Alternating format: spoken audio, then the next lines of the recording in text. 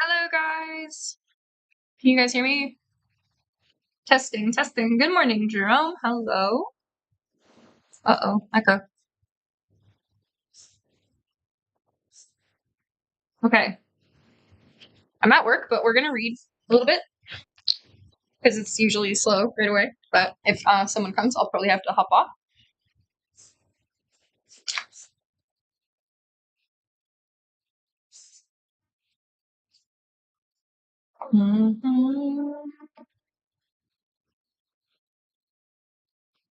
Testing, testing. Check, check. 1, 2. Check 1, 2.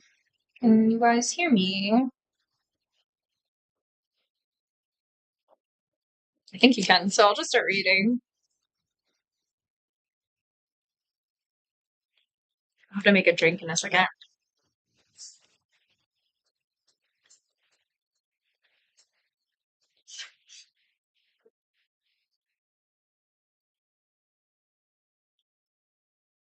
All right. So this is called Climate: A New Story. Ooh, let's see if we can flip the videos backwards.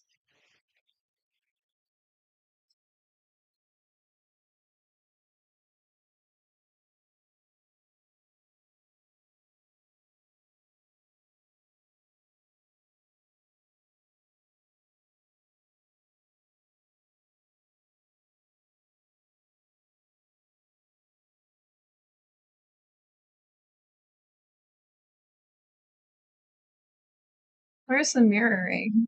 Weird.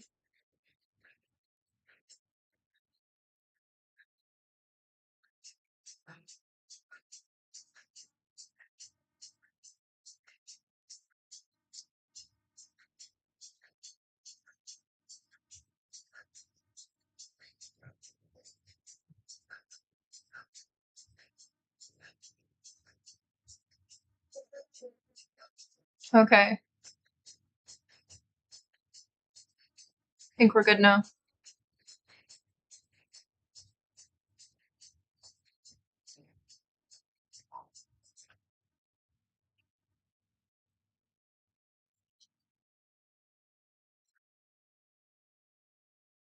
All right, acknowledgements. This book is possible only because of the friends and allies who hold the field I write from and remind me I am not crazy. Among them are Bayo Akamalafe, Ben Fallon, Brad Blanton, Camilla Moreno, David Abram, Frank Phoenix, Helena Norberg, Hodge, Gigi Coyle, Ian McKenzie, Jody Evans, Joshua Ramsey, Kelly Brogan, Lori Young, Lisa Rankin, Lynn Murphy, Manish Jain, Mary Goodwin, Matthew Monahan, Michael Lerner, Mickey Kashtan, Orland Bishop, Pat McCabe, Polly Higgins, Satish Kumar, and so many more, some of them very dear. I also would like to give thanks to the near strangers who showered me with generosity and encouragement, to the patrons who supported me financially during the years writing this book, and most especially to my wife, Stella, for her loyalty to my best self, to my parents for 50 years of love, to my children for showing me the future, and to my first wife, Patsy, for showing me the power of life to heal.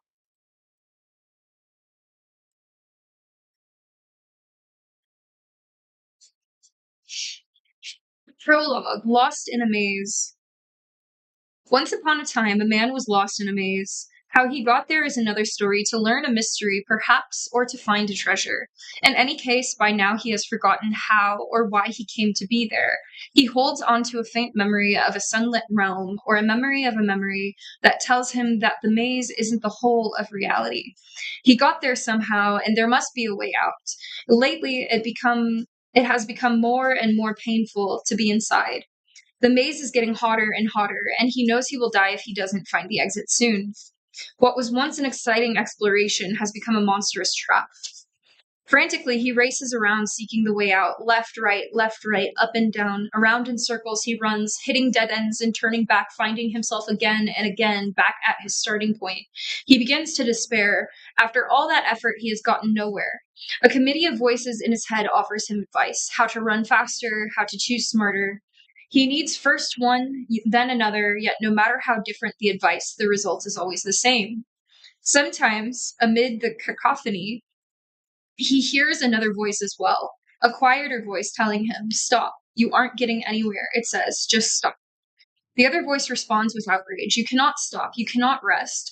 Only by using your 2 feet will you ever get out of here. And the situation is urgent, so you'd better move those feet fast.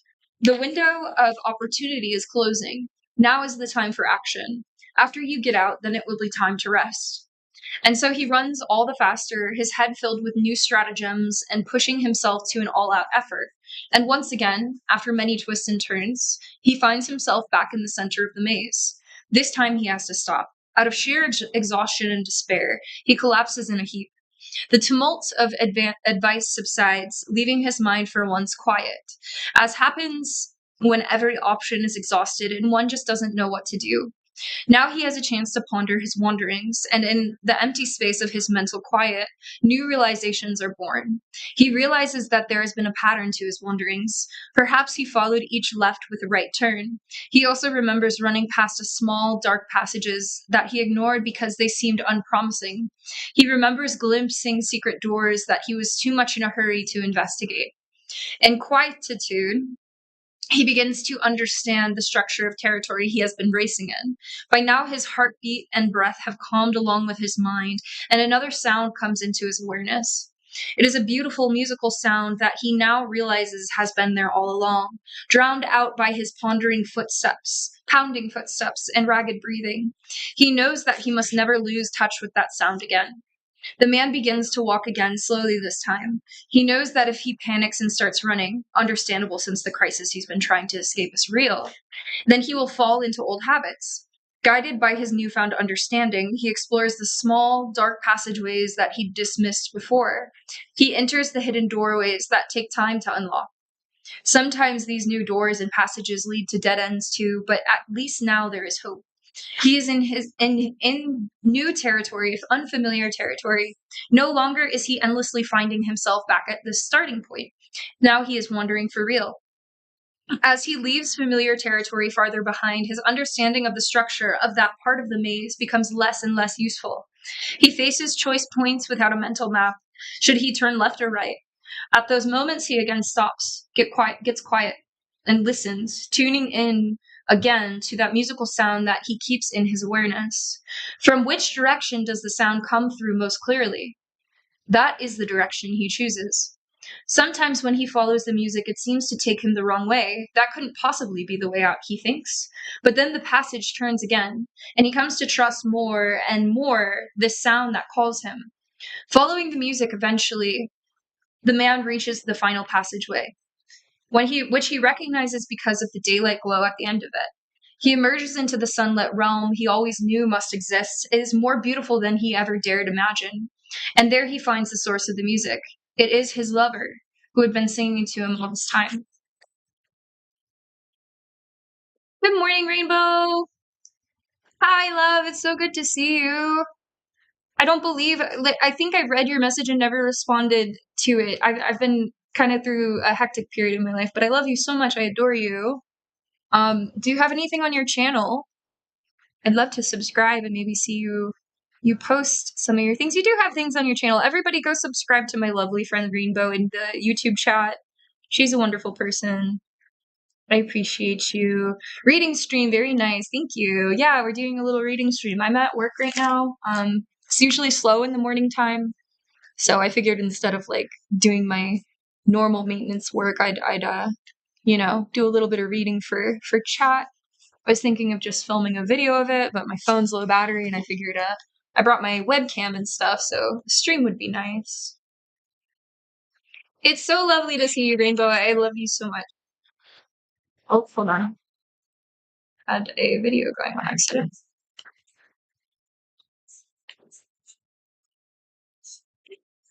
Rainbow, I miss you.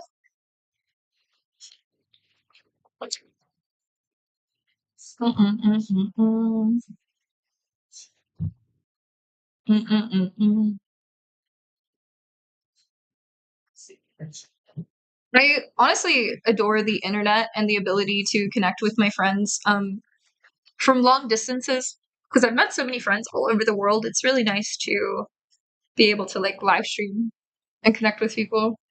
I'd love to hop on a call sometime, Rainbow. Like if you ever want to like hop on a call like on stream and promo your art and your lovely work that you do, I would be super down for that. All right, that was the prologue. Again, guys, we are reading Climate, A New Story by Charles Einstein, author of The More Beautiful World Our Hearts Know Is Possible. I don't know if I've read any of that one. Yo, what's up, Nathaniel? Good to see you.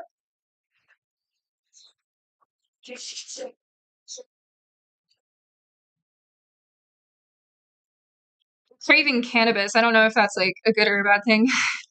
I'm like, damn, I wish I could smoke, but then it's like, maybe I should like chill out and have like a little bit of like non-high time. I didn't smoke at all today. I've been smoking quite consistently though. I love cannabis, so you're blessed. How about you? I am doing blessed as well. Thanks for asking. Chapter 1, A Crisis of Being, A Lost Truth. I still remember the event that made me into an environmentalist. I was 7 or 8 years old, standing outside with my father watching a large flock of starlings fly past. That's a big flock of birds, I said. My father told me then about the passenger pigeon, whose flocks once filled the skies so vast that they stretched from horizon to horizon for hours on end. They're extinct now, he told me. People would just point their guns to the sky and shoot randomly, and the pigeons would fall. Now there aren't any left. I'd known about the dinosaurs before then, but that was the first time I really understood the meaning of the word extinct. I cried in my bed that night, and many nights thereafter. That was when I still knew how to cry, a capacity that, once extinguished through the brutality of teenage boyhood in the 1980s, was nearly as hard to resuscitate as it would be to bring the passenger pigeon back to Earth. There's a subnote. The reader will notice that I sometimes capitalize Earth and sometimes do not. When I refer to it as a planet, I capitalize it. When I refer to it as a realm of habitation or as a synonym for ground, or in the sense of a place where life happens, any planet like ours would be an Earth. I do not. I feel like the book kind of matches my hair. It's kind of cool. Good morning again, Stan. Good to see you. All right.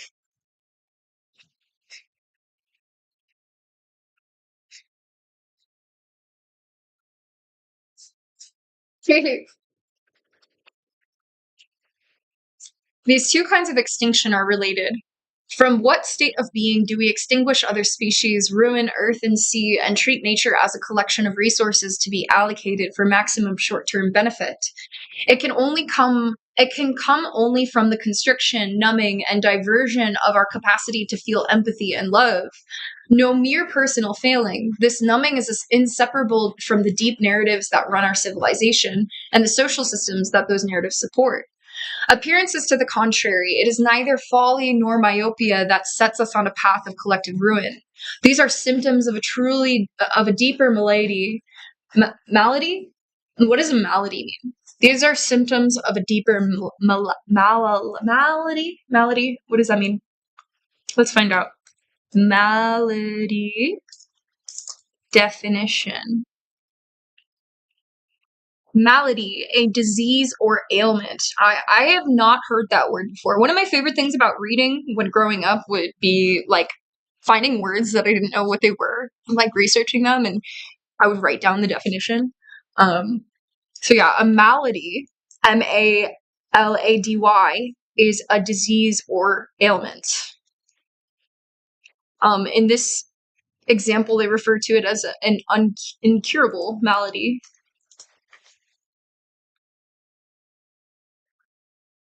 I wonder what mal means. It seems like mal means something like negative, because like maladaptive.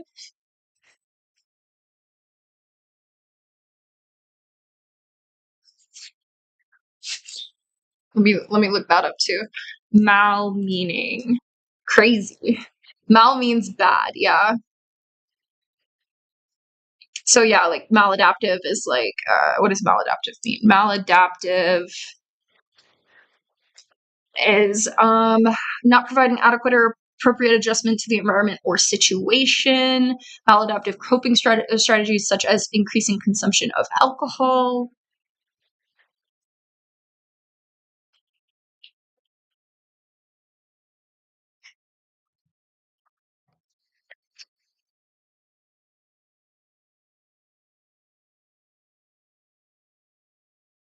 Okay. These are symptoms of a deeper malady. Would you say say of the alcoholic that if he were only shown that drinking harms his health, relationships, and economic security, then his dismal future would scare him into quitting? Of course not. The foolish sacrifice of the future for a temporary surcease. Okay, now that's another word. Surcease. S-U-R. Um, where is it? Surcease. S-U-R-C-E-A-S-E. Surcease. He teased us without surcease. A cessation, cease. Temporary cessation. Okay. Um, drugs are taken to provide surcease from intolerable psychic pain. Interesting. The change in the ending was due to association with cease. Okay, cool.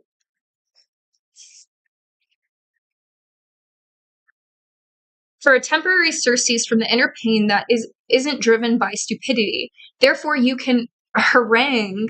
Oh my gosh, they're using big words. Harangue. Harangue. Harangue. A lengthy and aggressive speech. Lecture someone at length in an aggressive and critical matter.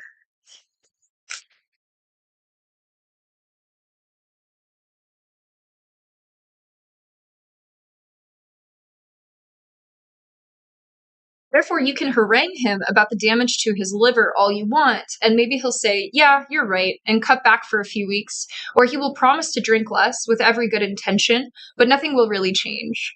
How similar that scenario is to the climate talks. We agree to cut back and agree at the same time to ignore the social and economic conditions that make cutting back impossible. Carbon emissions continue to grow after nearly 3 decades of climate talks and agreements. This pattern extends beyond the matters of climate. Species continue to perish, bat colonies and beehives to collapse, forests to wither, coral reefs to bleach, and elephants and whales to die. No one wants to live on a barren planet, a sick planet, or a dying planet, yet like an addict we seem helpless to change course. Like many cliches, our addiction to fossil fuels contains a lost truth. Usually, I hear the phrase used in tones of condemnation or disgust, portraying the same lack of empathy that is part of the problem. But if we take the addiction metaphor seriously, we would next inquire as to what drives the addiction. Some on the left say it's capitalism, yet the Soviet Union committed grievous environmental damage as well. Besides capitalism, like communism, it is itself embedded in more fundamental belief systems that are largely beneath the surface of our awareness. It is these that I intend to excavate in this book, hoping therefrom to derive precepts and strategies for ecological healing. I will describe how many of the efforts to fight climate change or save the environment are based on the same assumptions that drive us towards ruin. I will identify fundamental problems and what I'll call the standard narrative of climate change and show how the framing of the problem is a part of the problem. I will explain how solutions that come from the narrative risk making things worse. Oh, wait. I will explain how solutions that come from that narrative risk making things worse. The maze thus revealed, I'll explore the dark passageways and secret doorways that the dominant discourse ignores, but that an alternative story of the world illuminates.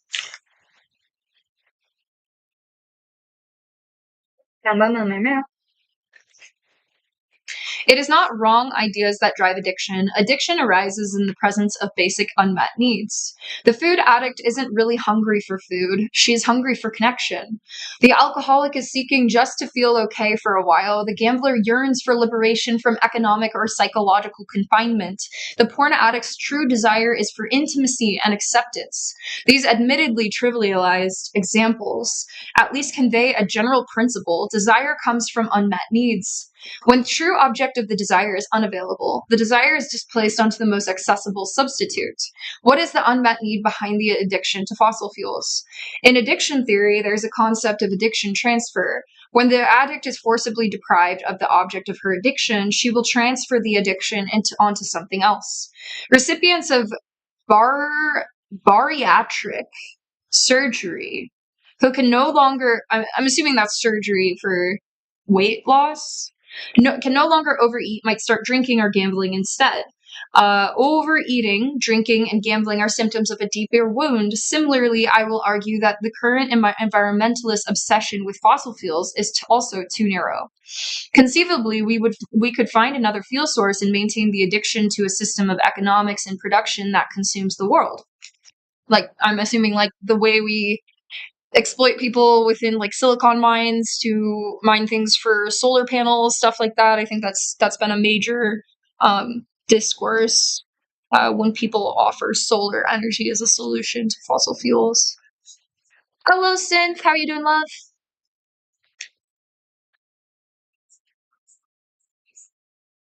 What is it that we are really looking for in our quest for bigger, faster, and more? Later chapters on energy and agriculture make it clear that humanity's problems do not stem from a quantitative lack. Hunger, for instance, is nearly always a result of maldistribution. We seek through growth to meet other needs that, because they are fundamentally qualitative, growth can never meet. Basic human desires for connection, community, beauty, sacredness, and intimacy are met with faux substitutes that temporarily numb but ultimately heighten the longing. The trauma. Okay, wait. I'm lagging. I need to plug in my computer. Give me 1 sec. When my computer gets to, like, half battery, if it's not plugged in, it lags hella.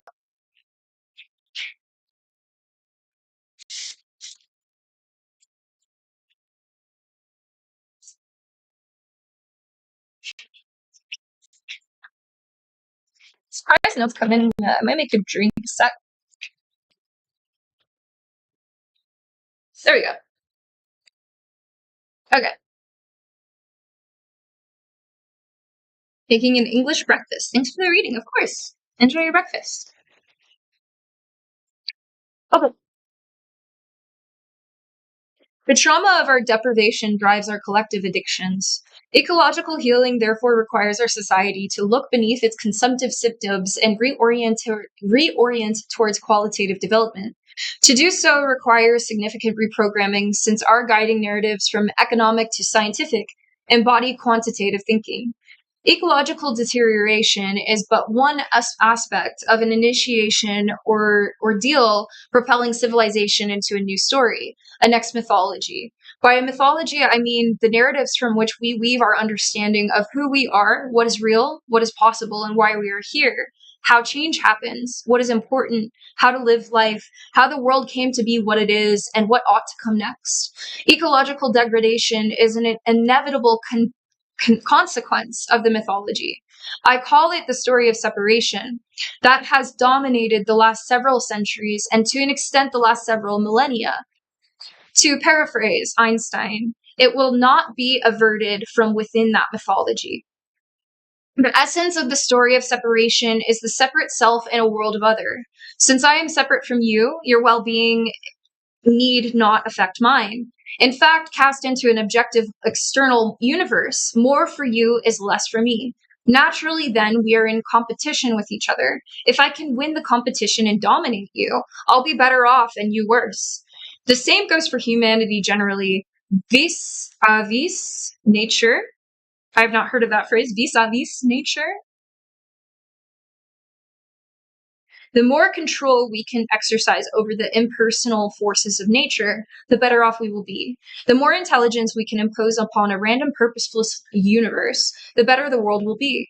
Our destiny, then, is to ascend beyond nature's original limits to become its lords and masters.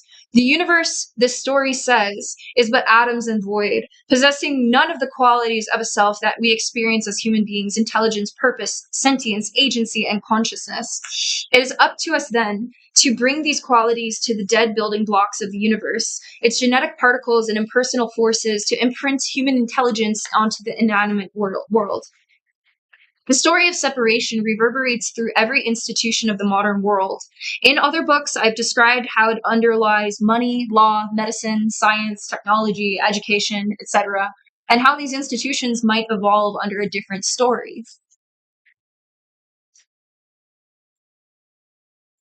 No, I'm not wearing a tail. It's just festive today. Very festive.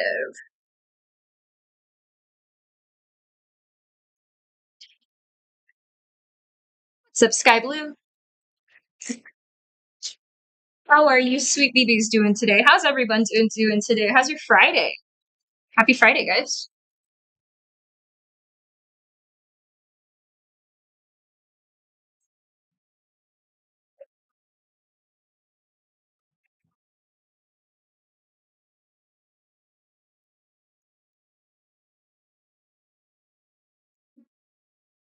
All right.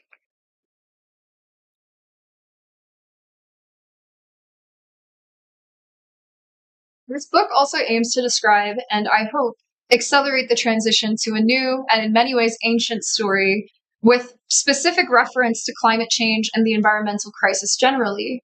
A shift in mythology is more than a cognitive shift. In this book, I will argue that the external changes we face are far more profound than merely switching industrial society to a zero carbon fuel stock. Every aspect of society, the economy, and the political system must come into alignment with this new story. The name I like to use for the news story is Vic Not Han's Turn, Interbeing. Although the world has Although the world has Buddhist overtones, I do not profess to be a Buddhist, nor need the reader embrace Buddhism to appreciate the insights the concept allows. Interbeing doesn't go so far as to say we're all one, but it does release the rigid boundaries of the discrete and separate self to say that existence is relational. Who I am depends on who you are. The world is a part of me just as I am a part of it. What happens to the world is in some way happening to me. The state of the cultural climate or political climate affects the condition of the geoclimate. When one thing changes, everything else must experience change too. The qualities of a self, sentience, agency, purpose, and experience of being are not confined to humans alone, and the results of our actions will come back to affect ourselves inescapably. Interbeing must be more than a philosophical concept if anything is going to change. It must be a way of seeing, a way of being, a strategic principle, and most of all, a felt reality. Philosophical arguments alone will not establish it any more than appeals to prudence and reason will solve the ecological crisis. When we restore the internal ecosystem, the fullness of our capacity to feel and to love, only then will there be hope of restoring the outer. I use the adjective new to mean new for modern civilization as a guiding narrative. In fact, it is not at all new. Not only did the older indigenous cultures hold some version of the story of interbeing, it inhabits Western civilization as well as the form of esoteric teachings, wisdom traditions, and cultural countercurrents. What would be new would be a mass civilization operating accordingly to the principles of interbeing. So in mass scale, not just like in like niche society, like tribes. What's up, certified? When your exam will be start? Wait, what? Happy weekend.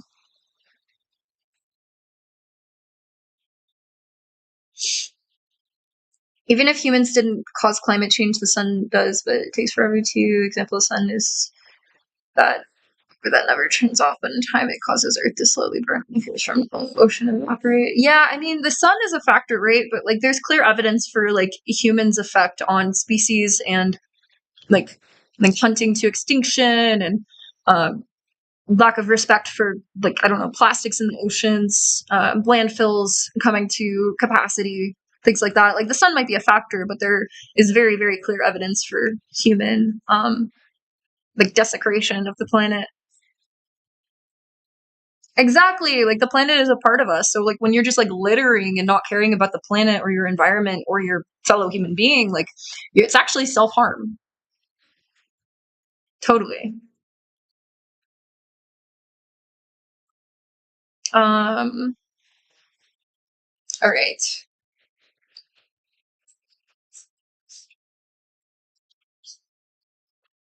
Each level of healing proceeds apace. Just as each form of extinction mirrors the rest, that is not to suggest we withdraw from outer activism in favor of inner cultivation. It is that love and empathy are the felt dimensions of the story of interbeing, and we cannot act effectively from that story, nor truly serve it without their guidance. They are the song that will lead us out of the maze. To follow their guidance, we must regain our listening capacity, which trauma and ideology have numbed and restricted to a very narrow bandwidth. Then we will know how to change the systems that reify separation by severing our ties to community, plants, animals, land, and life, and replacing those ties with the technology mediated, money mediated, generic relationships of mass society. Thus, bereft, no wonder we always hunger for more.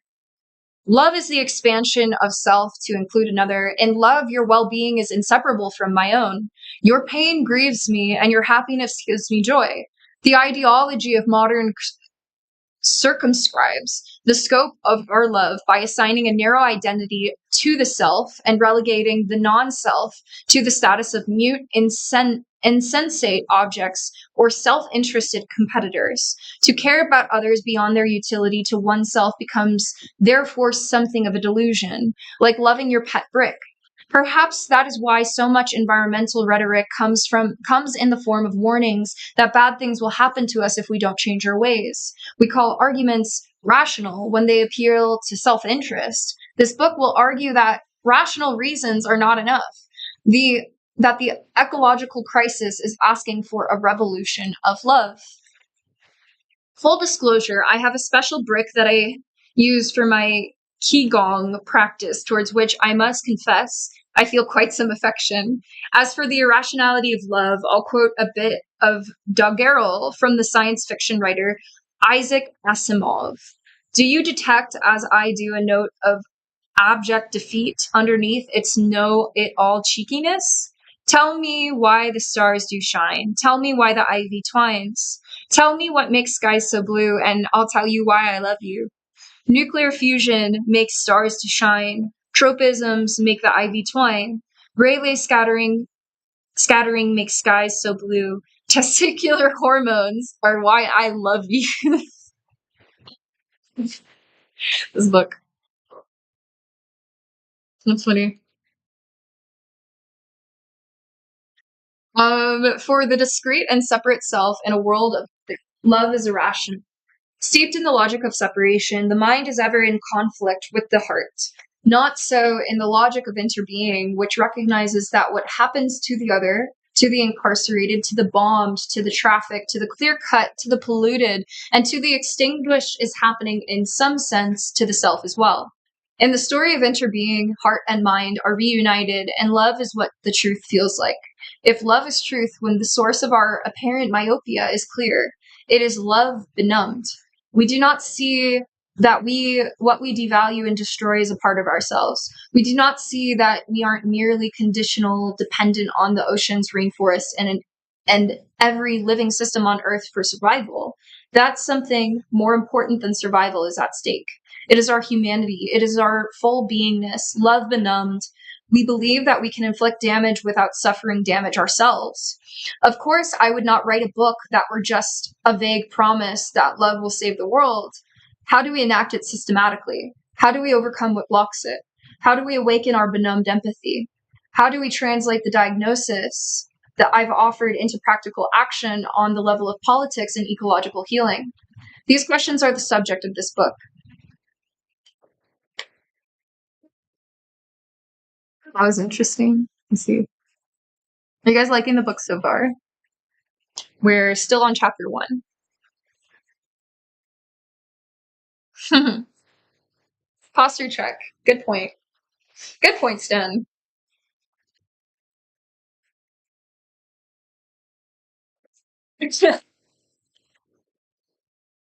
Hydrate. Okay, I'll get some water. Hold on.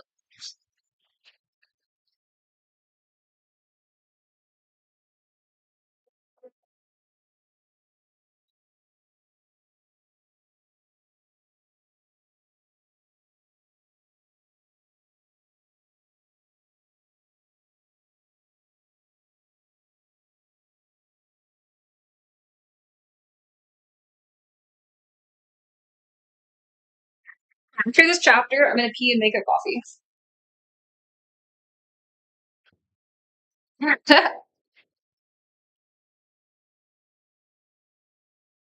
Alright.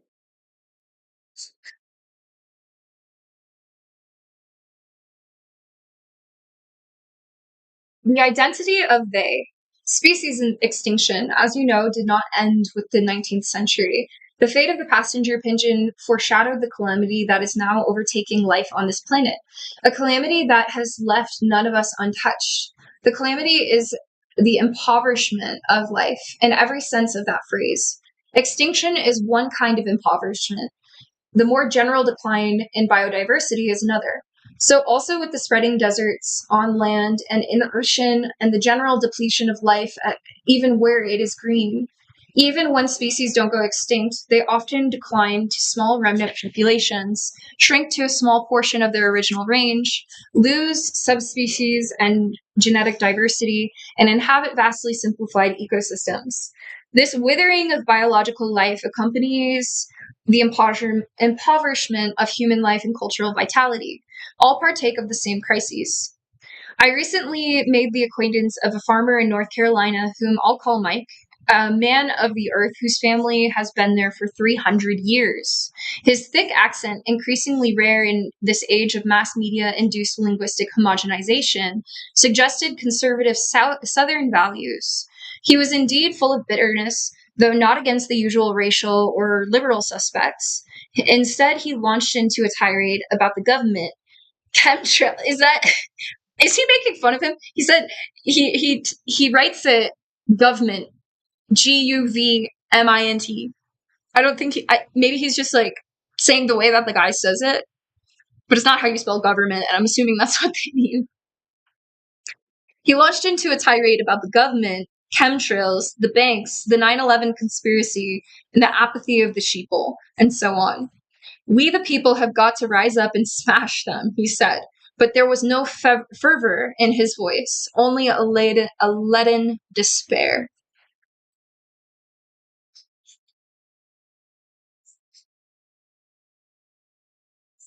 It's the same color sky. We styling.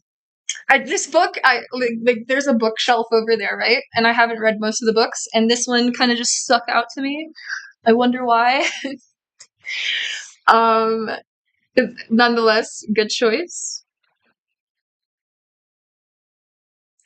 What's up, Pump Daddy? It is so easy not to litter.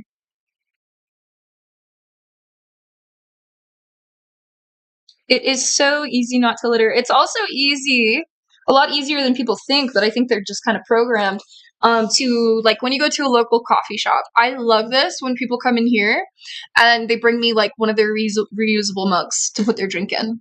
Like, stuff like that is so easy, but people don't really like think about it, and they're just kind of like on autopilot, and they're like, oh, I'm gonna go get some takeout, whatever. There's a ton of plastic waste that you could avoid. I would say even some restaurants, like maybe call ahead, they would definitely be okay with like you bringing in reusable things for your food, you know. Nail color as well. My nails are kind of chipped off, but he's definitely me. Same. The government. The government.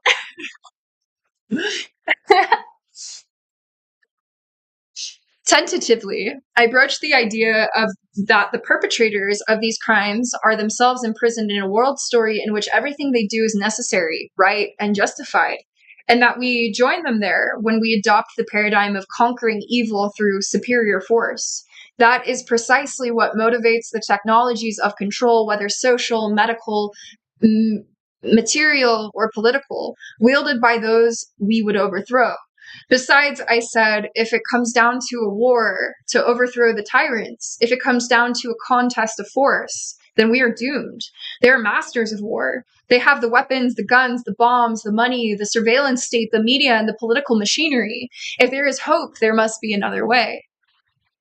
Perhaps this is why so many seasoned activists succumb to despair after decades of struggle. Dear reader, do you think that we can beat the military, industrial, financial, agricultural, pharmaceutical, NGO, educational, political complex at its own game?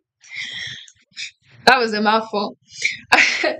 The modern environmental movement, and especially the climate change movement, has attempted just that, not only risking defeat, but sometimes worsening the situation, even in its victories.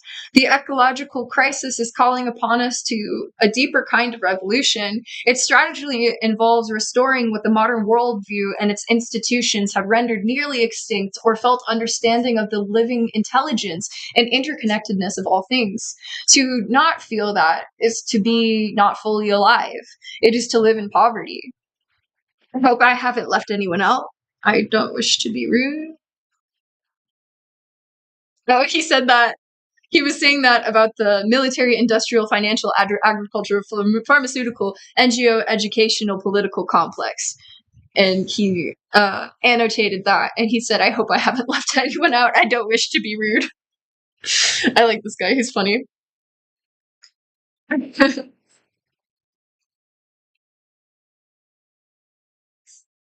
Okay. To not feel that is to not be not fully alive. It is to live in poverty.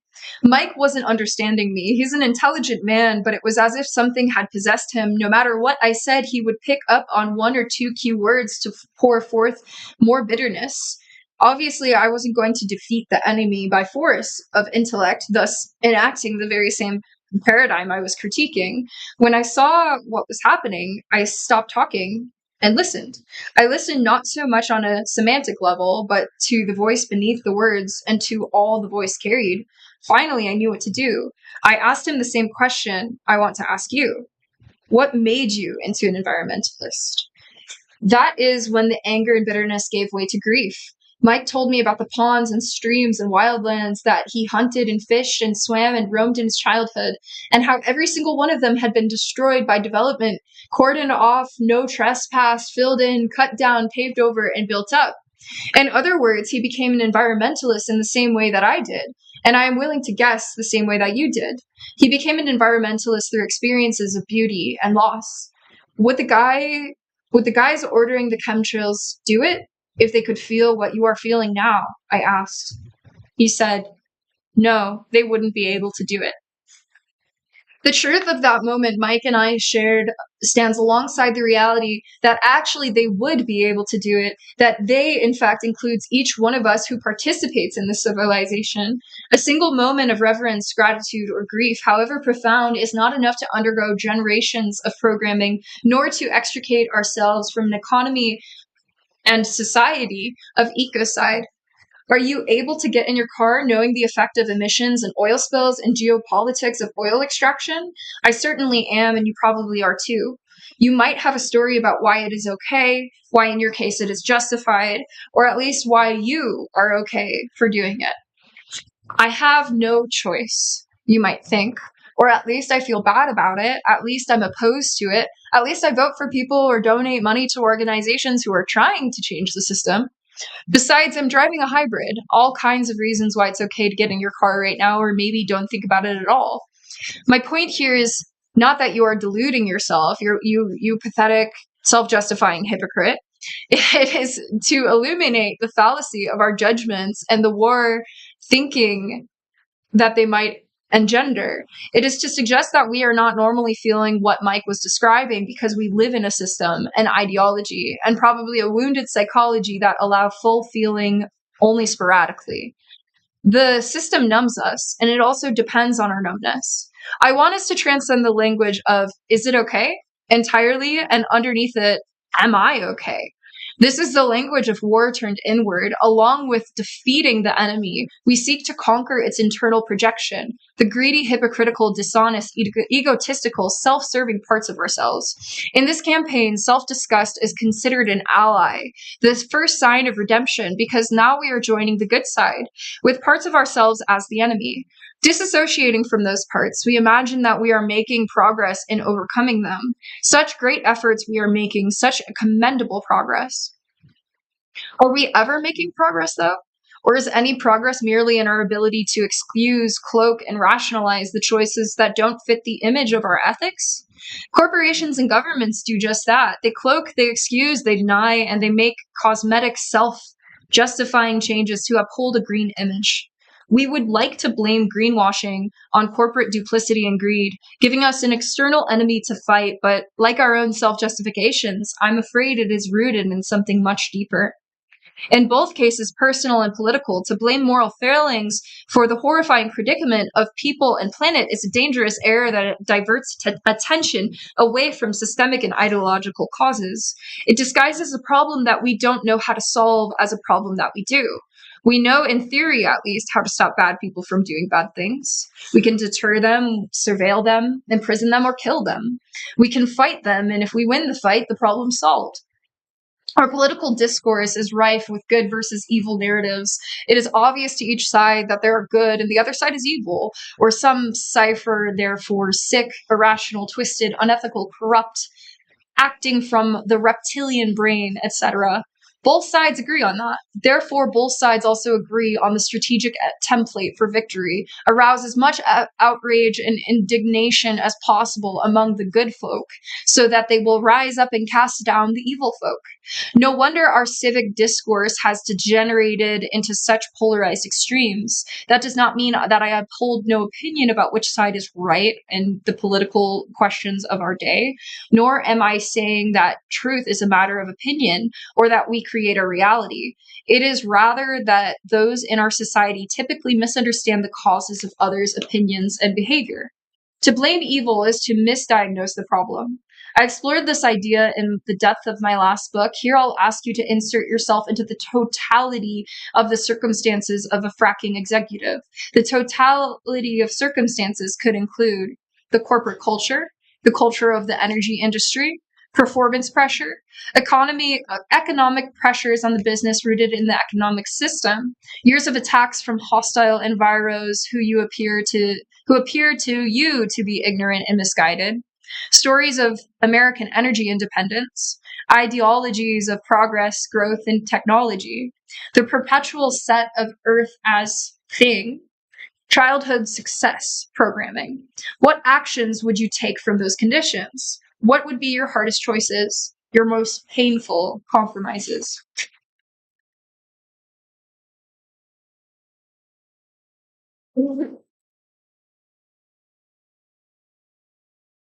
At one point, the man is going to have a whole pile of one thing to deal with. Some kind of fate that you're reading this book today. Yeah, it just spoke to me on the shelf. It was like, hey, read me. Read me, read me. Hello, Lucille. Good morning.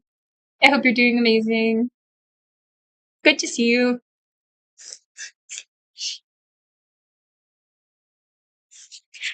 How many pages are left of this first chapter? We're on page 16. Okay, not many. We'll get through it. What are your hardest choices and most painful compromises right now?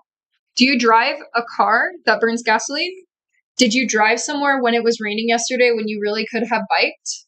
Do you take energy consuming hot showers? Do you tread on cement sidewalks? Do you use a cell phone containing conflict materials? Do you use credit cards or banks to fund the pillage of nature? If so, someone out there probably thinks you are evil too. Exploiter, hypocrite, consumer of more than your share. You might sometimes think that about yourself too. Other times you will have compassion for yourself, realizing that given your circumstances, your burdens, your traumas, and your limitations, you are doing the best that you can. Does this mean we might as well give up on change? No. It means that we need to ask, what are the circumstances that give birth to the choices that are harming the world? Engaging other people, we have to ask the question that defines compassion. What is it like to be you? The more we understand, the more we live in reality, and the less we inhabit a fantasy world populated by our projections. You can go ahead and see your opponents as dastardly villains, but if that is not the truth of who they are, then you are living in a delusion. Focusing on the bad guys, we become blind to deeper systemic causes, forever chasing false solutions that actually maintain the status quo. Living in a delusion, we endlessly recreate its landscape. We repeatedly enact its roles and manufacture its dramas, racing along the same old paths of the maze.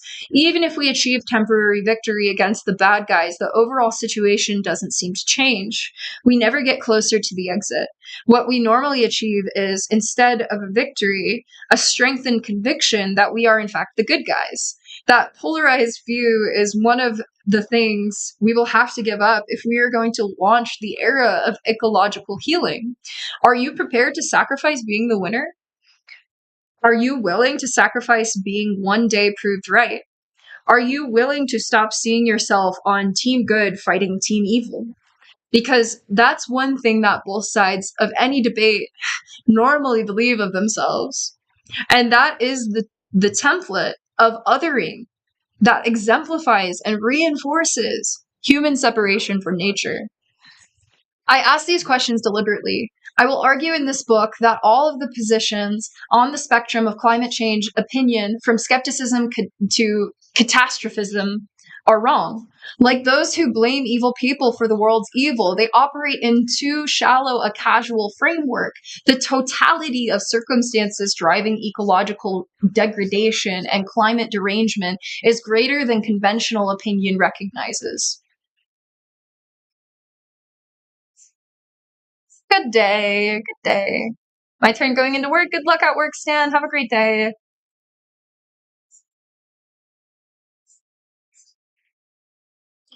The fight. None of the above is to deny that horrible things are happening to life on this planet. Someone is bulldozing the trees, draining the wetlands, bottom trawling the fish, and polluting the water, air, and soil. Each time that someone is a human being. Since most of the damage happens at the behest of large corporations, it seems reasonable to name them as the enemy.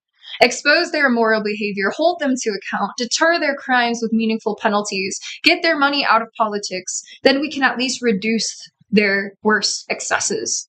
This argument is reasonable under current conditions, but it accepts as unchangeable the very things we must change. I'll offer some specifics later in this book. For now, a generality: fighting the enemy is futile when you inhabit a system that has the endless generation of enemies built into it. That is a recipe for endless war. If that is to change, then one of the addictions, more fundamental than the addiction to fossil fuels, that we are going to have to give up is the addiction to fighting. Then we can examine the ground conditions that produce an endless supply of enemies to fight. The addiction to fighting draws from a perception of the world as composed of enemies and different forces of nature tending towards entropy, and hostile competitors seeking to further their reproductive or economic self-interest over our own.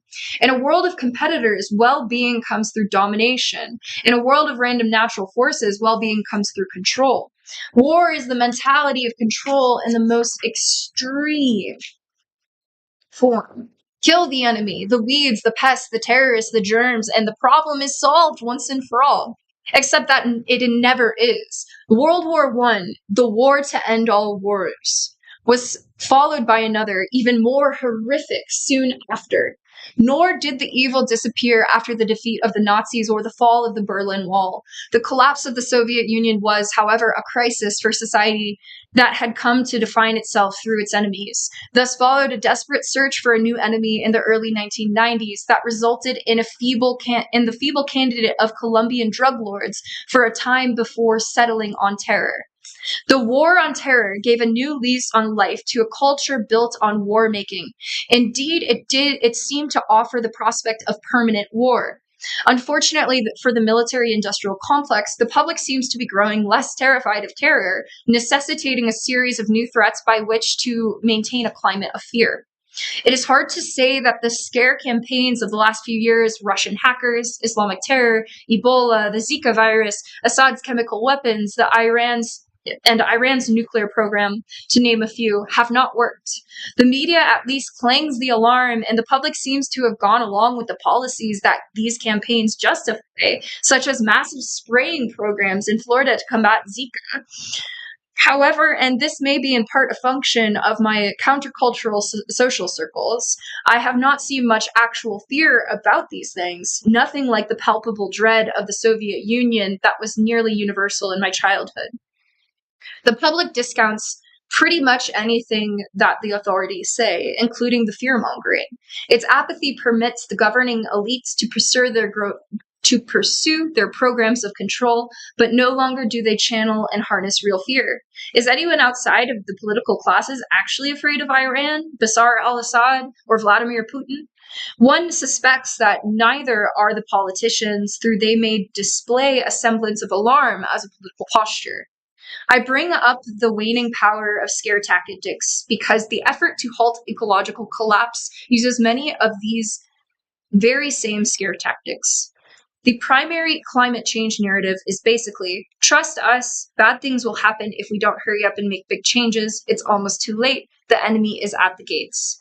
I want to question the assumption that we can and should motivate the public with fear based appeals to self interest.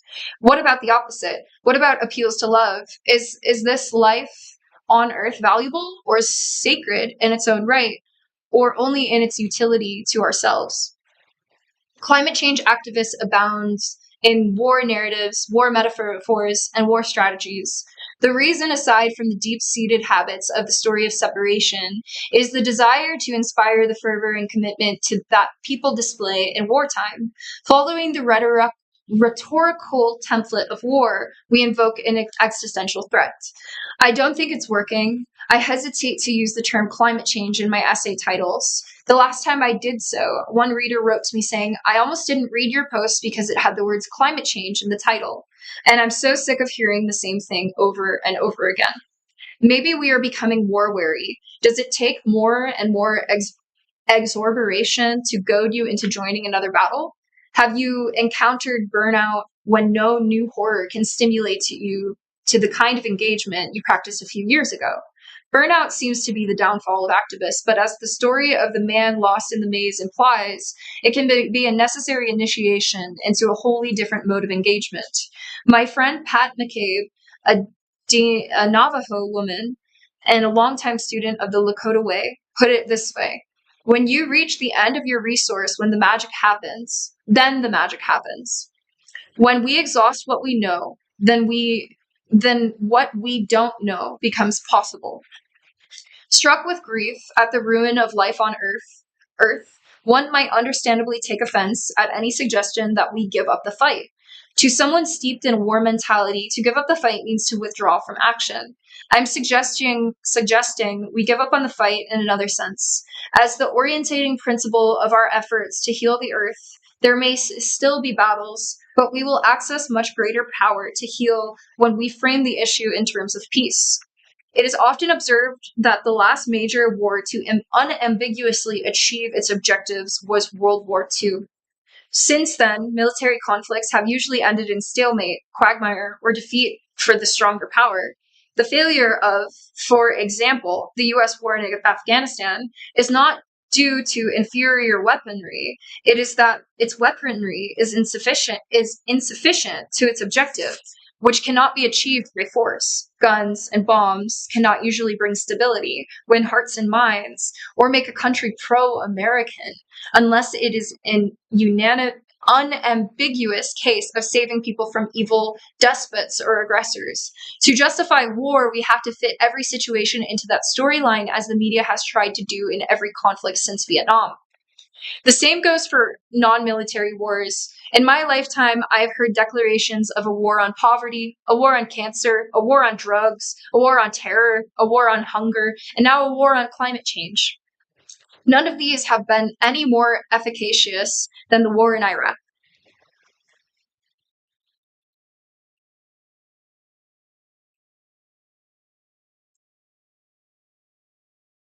Wow. If the fight against climate change is a war, it is clear which side is winning. Greenhouse gas emissions have relentlessly increased since they were first widely acknowledged as a problem in the late 1980s. Deforestation has also continued and in some places even accelerated since then, nor has any progress been made in altering the basic fossil fuel dependent infrastructure of society. If war were the answer, then we would have to respond by fighting even harder. If there is another way, then the habit fighting becomes an obstacle to victory. In the case of ecocide, the mentality of war is not only an obstacle to healing, it is an intimate part of the problem. War is based on a kind of reductionism. It reduces complex interconnected causes that include oneself to a simple external cause called the enemy. Furthermore, it normally depends on the reduction of the enemy to a degraded caricature of a human being. The demonization and dehumanization of the enemy is little different from the desacralization of nature upon which ecocide depends. To render nature into an other, undeserving of reverence and respect, an object to dominate, control, and subjugate, is of kind with the dehumanization and exploitation of human beings. Some argue that the true objective of recent wars has been to sow chaos and destroy the ability of sovereign governments to resist neoliberal free trade policies and geopolitical objectives. In that analysis, some wars, such as the one that dismembered Yugoslavia or destroyed Libya, were a great success. Nonetheless, the point that still applies that the tools of war are becoming impotent to achieve what we say and believe we want.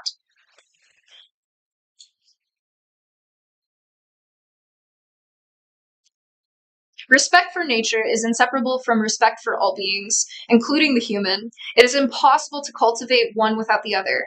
Climate change, therefore, calls us to a greater transformation than a mere change in our energy sources. It calls us to transform the fundamental relationship between self and other, including but not limited to the relation between the collective self of humanity and its other nature. The philosophically inclined reader may protest that self and other are not really separate, and that the human/nature distinction is an artificial, false, and destructive binary, an invention of the modern mind. Indeed, nature as a separate category suggests that we humans are unnatural and therefore potentially exempt from nature's laws. Whatever the underlying metaphysics, what is changing is our mythology. We never were separate from nature and never will be, but the dominant culture on Earth has long imagined itself to be apart from nature and destined one day to transcend it. We have lived in a mythology of separation. Part of the mythology of separation is a belief in nature as thing, in other words, the belief that only human beings are possessed of full selfhood. This is what licenses us to exploit the beings of nature for our own ends, much as dehumanization of brown people licensed lighter-skinned people to enslave them.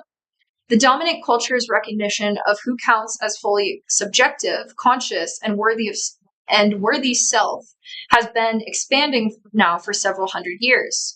2 or 3 centuries ago, only a prettied white male was a full subject. Then the category was expanded to include all white males. Even eventually, it expanded to include women as well, and peoples whose skin is not white.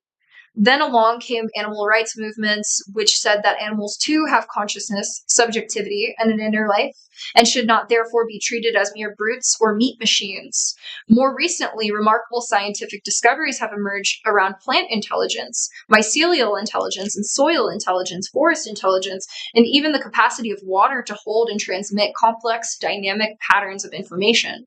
These discoveries seem to be converging on the universal indigenous belief that everything is alive and aware. Bro, Ara, I'm reading a book and you're like, what about that belly button though? You are depraved.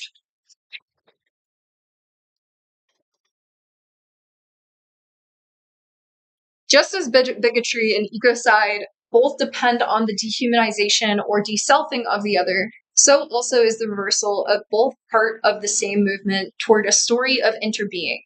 Again, the term goes beyond mere interconnectedness or interdependency to say that we are existentially connected to all other beings and to the world at large.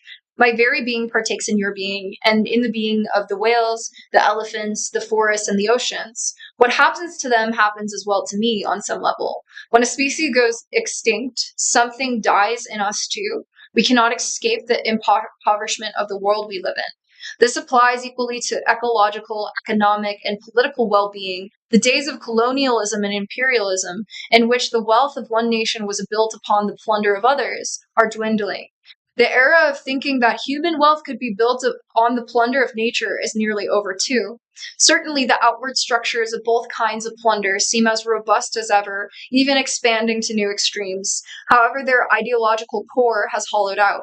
Our converging crises are initiating humanity into the new and ancient mythology of interbeing. Later, I will argue that the reality of the climate crisis is different from our common perception of it. Yet perceptions are important. The core truth of climate change is that we are at the end of an era.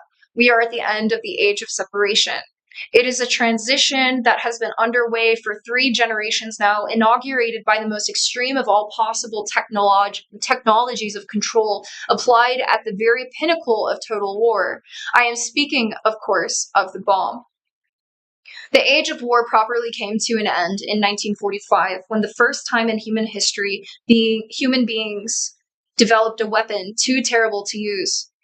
It took 2 horrific applications of the atomic bomb to set the stage for decades of mutually assured destruction. A glimmering of the evolutive realization that what we do to the other, we do to ourselves. For the first time in history, total war between the great powers was impossible. Today, aside from the unregenerative minority, no one contemplates using nuclear weapons even in cases where retaliation is unlikely. Radioactive blowback makes large-scale use unthinkable, but there is another thing that holds us back to. We name it, perhaps, conscience or ethics. But history makes it tragically clear that conscience or ethics alone are not enough to stop the foolish and the horrific. No, something else has changed. What has changed, I believe, is that the consciousness of interbeing is dawning in the dominant civilization. What we do to the other, we do to ourselves. This will be the defining understanding of the next civilization, if there is a next civilization. Right now, we, usually in this book, when I say we, I mean the dominant culture on this planet, are facing lesson number 2 in the curriculum of interbeing.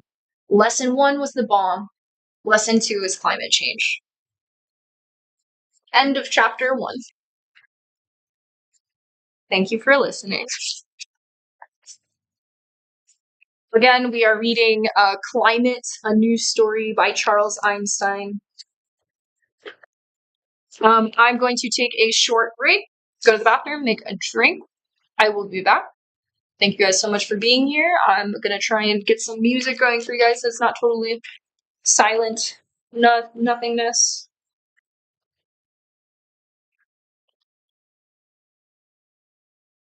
Okay, connecting the Bluetooth. I need music. Can you hear that? Okay, cool. I'll be right back.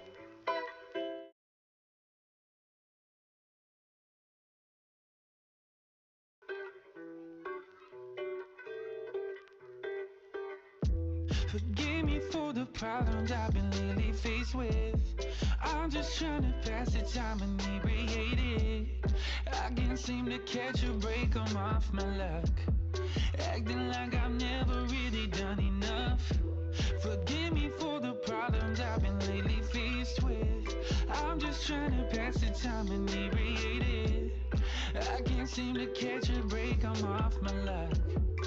Acting like I've never really done enough. Who said, say what you did, truth is it is stupid, elusive, get the cop and the move it, indubitably, untruthfully useless. You can't expect to make a profit if you pocket watching and clocking, you gotta stop and pick up a hobby, drop anybody denying, identifying and apply, cause if you wanna get by then you really gotta imply that you are ready for anything and that's including defeat, gotta take a risk. risk when it come to making this cheese. Got a cheddar type of attitude, incredibly sharp. Feel my passion, taking action, it's a shot in the dark. Really, where do I start? I just wanna grow a solid audience, displaying all my music to my followers. I'm finishing, demolishing, incompetent, intolerant, and provident. So confident, but opposite of dominant, regarded man. Forgive me for the problems I've been lately faced with. I'm just trying to pass the time inebriated. I can't seem to catch a break, I'm off my luck. Acting like I've never really done enough. Forgive me for the problems I've been lately faced with. I'm just trying to pass the time inebriated. I can't seem to catch a break, I'm off my luck. Acting like I've never really done enough. But I guess that it means it'll be inevitably coming to three different things. I could choose to give up, I could choose to continue struggling. I could take this time to put my foot in front of the other one. I gotta be able to see the progress. If I'm gonna be honest, never modest. Cause you know if you got it, you got it. So I keep it watching, but time is always ticking me out. But if I want to roll extra strategies, protecting it all costs, let it drop. Really feeling as it going if the beat rides. Repeated feeling as you're feeling for relief. Fight negativity cause you are what you eat, right? Feel the subliminal with vitamin B's, try living the life that you wanna be living, living the vivid, never getting in the eminent in the mission. The mission is to envision decision that'll be lifting and given to the supporters that put you in your position. Forgive me for the problems I've been lately faced with. I'm just trying to pass the time inebriated. I can't seem to catch a break, I'm off my luck. Acting like I've never really done enough. Forgive me for the problems I've been lately faced with. I'm just trying to pass the time inebriated. I can't seem to catch a break, I'm off my luck. Acting like I've never really done enough. Forgive me for the problems I've been lately faced with. I'm just trying to pass the time inebriated. I can't seem to catch a break, I'm off my luck. Acting like I've never really done enough. Forgive me for the problems I've been lately faced with. I'm just trying to pass the time inebriated. I can't seem to catch a break, I'm off my luck. Acting like I've never really done enough.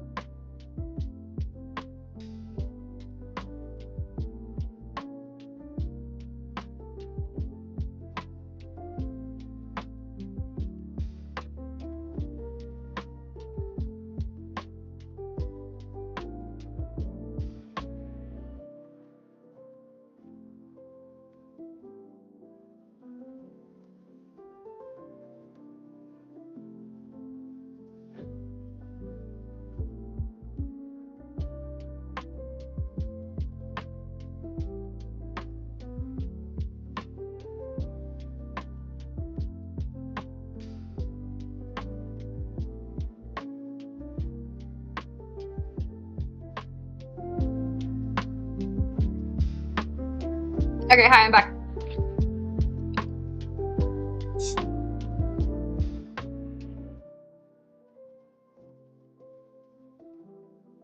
What's up, Chawa? What's up, guys? I gotta make a drink in a sec.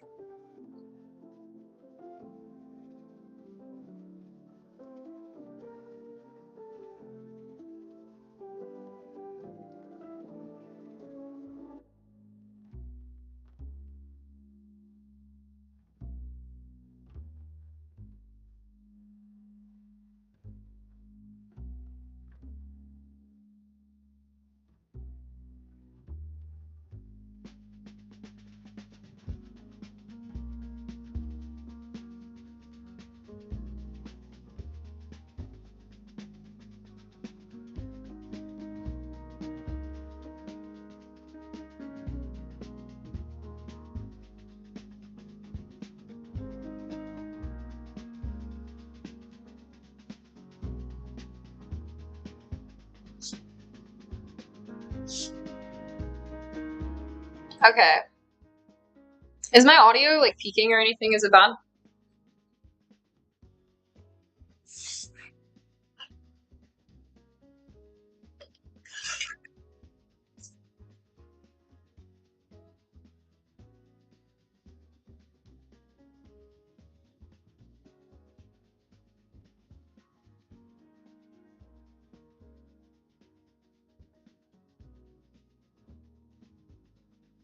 Not many people are helping keep Earth clean. Ocean's looking like Pepsi.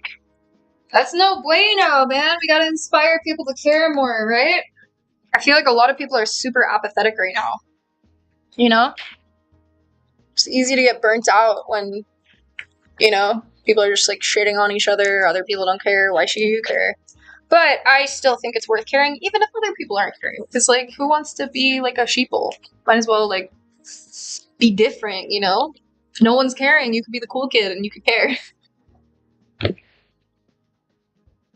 An octopus is just a wet spider. With some extra suction.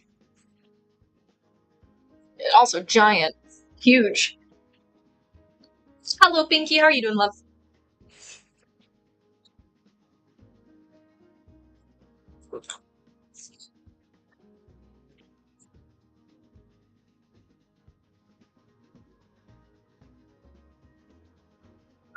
Post on some socials real quick.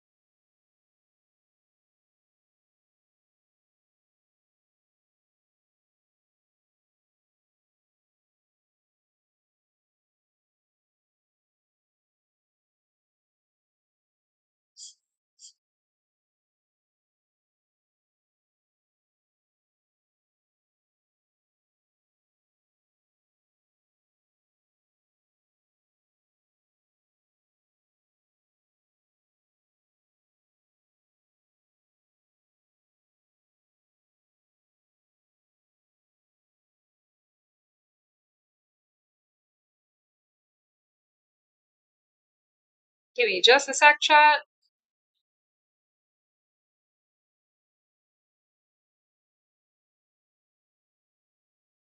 Oh, I love you, Pinky. I'm sorry you're feeling tired. You're doing amazing.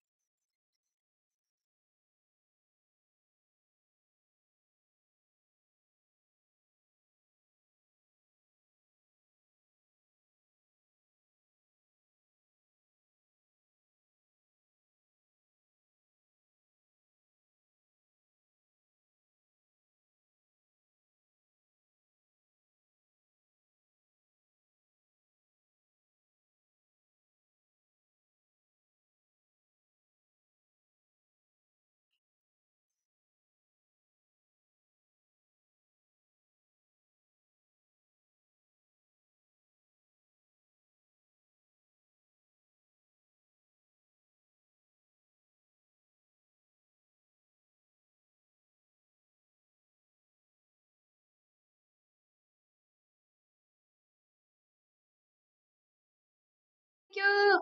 Thank you. Thank you. Give me just a sec.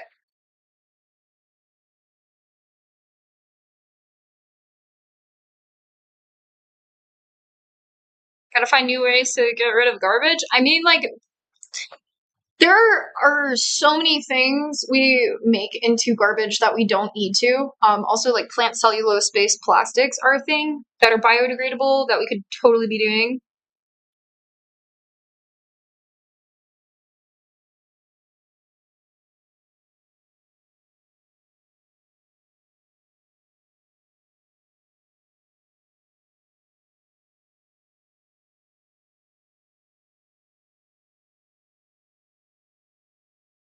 I would say like a lot of our plastic waste is just like really unnecessary.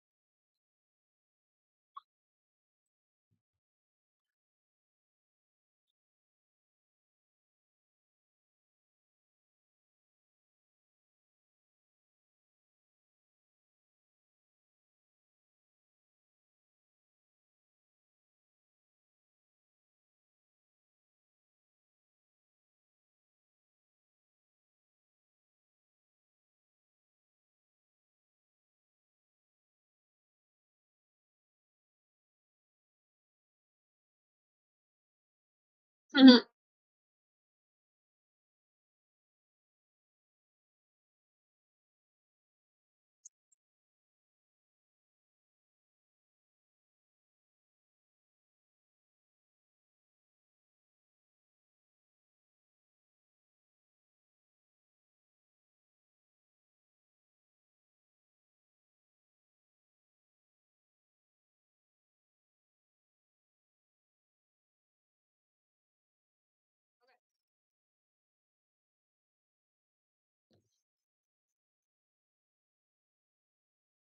Let us begin chapter 2 of Climate, a New Story by Charles Einstein.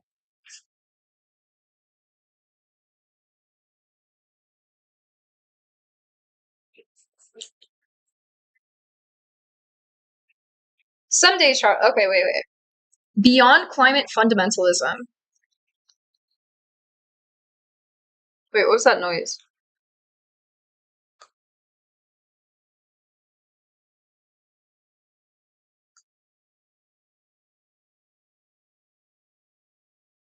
I'm not sure. Okay, weird. Does nothing else matter? Someday, Charles, you are going to have to decide if you want to be relevant.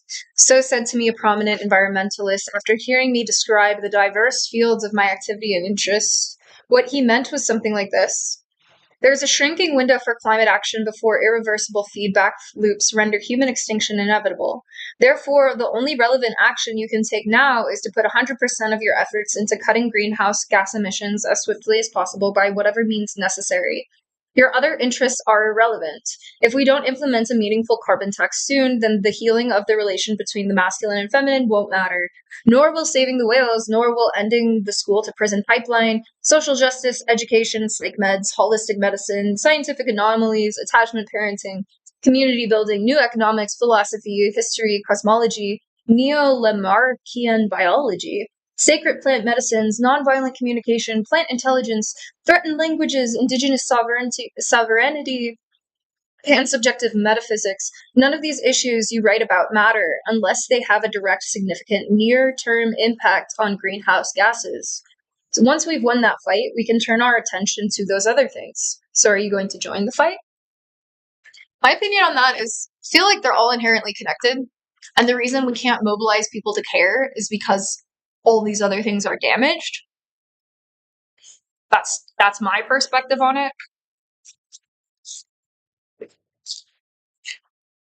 Dun, dun.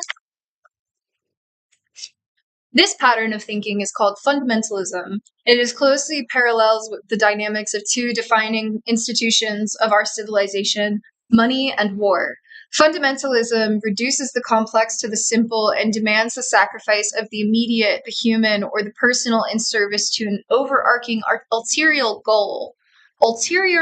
goal that trumps all. Disciplined by the promise of heavenly rewards or hellish punishments, the extreme religious fundamentalist shuts down his humanity in service to what his religion says God wants. Disciplined by economic exigency. What does that word mean? Exigency.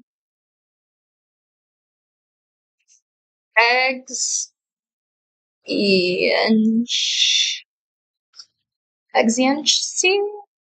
An urgent need or demand. Where was I?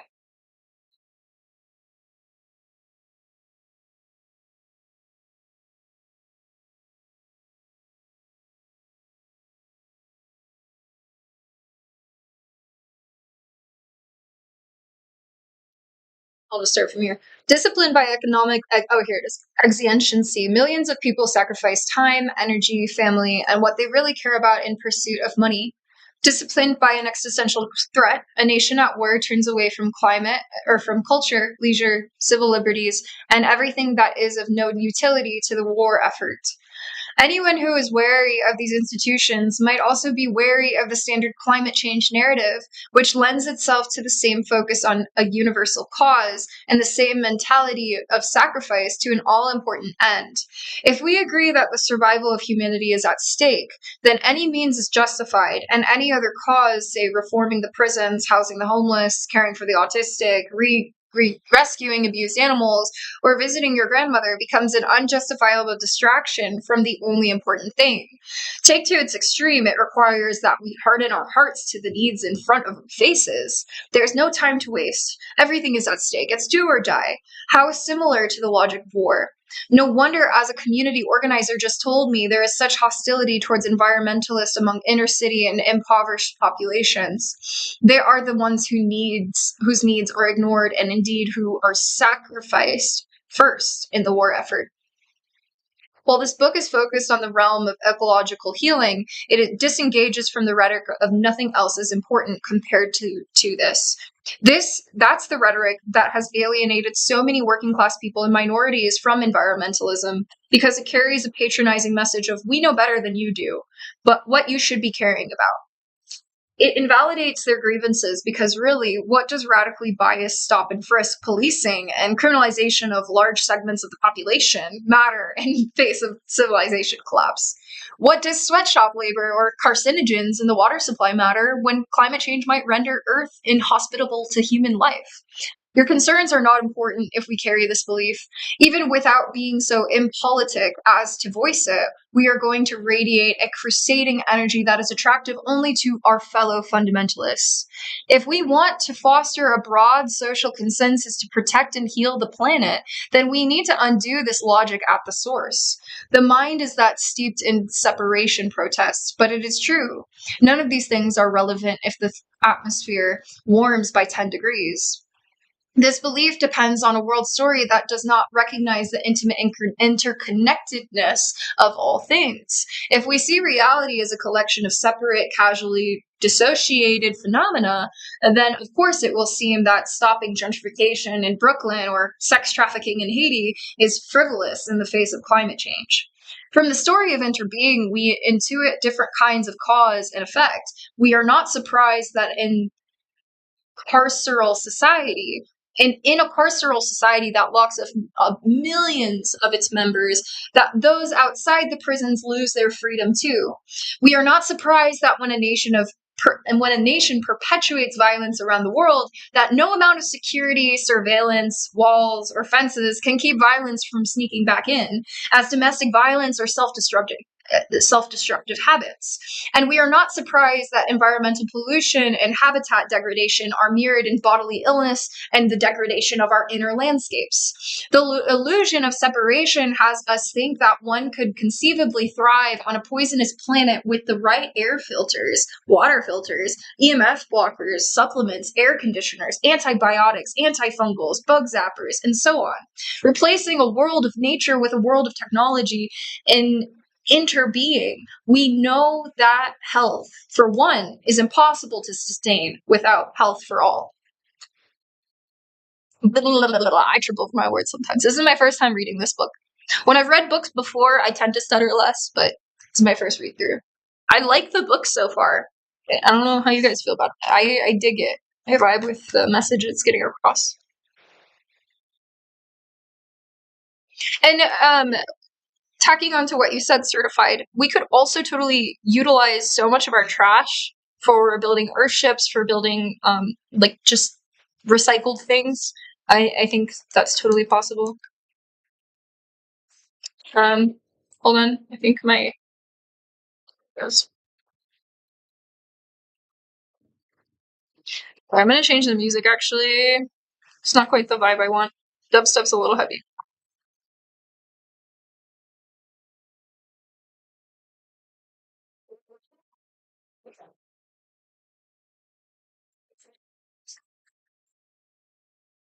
Degrees Celsius. In this book, I will use metric system unless otherwise noted. Actually, I prefer traditional measures for everyday use and the metric system for scientific applications. Traditional measures are less arbitrary. They relate to human experience, knuckles, feet, strides, a very cold or hot day, etc. The metric system, in contrast, wipes out local and cultural differences and replaces them with a global standard. Like the commodification of nature and culture, this has been seen as progress.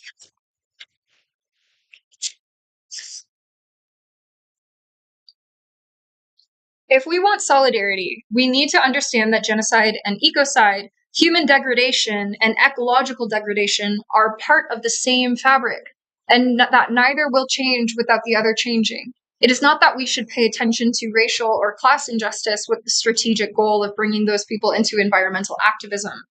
It is to recognize that healing on any level contributes to healing on every level. Because we are unaccustomed to thinking holistically, it seems counterintuitive that starting a social enterprise that employs homeless people will stop climate change. The causal links are not evident to our way of seeing or dominant system of knowledge production. Science operates by controlling variables, breaking wholes into parts, and establishing measurable, predictable, causal mechanisms.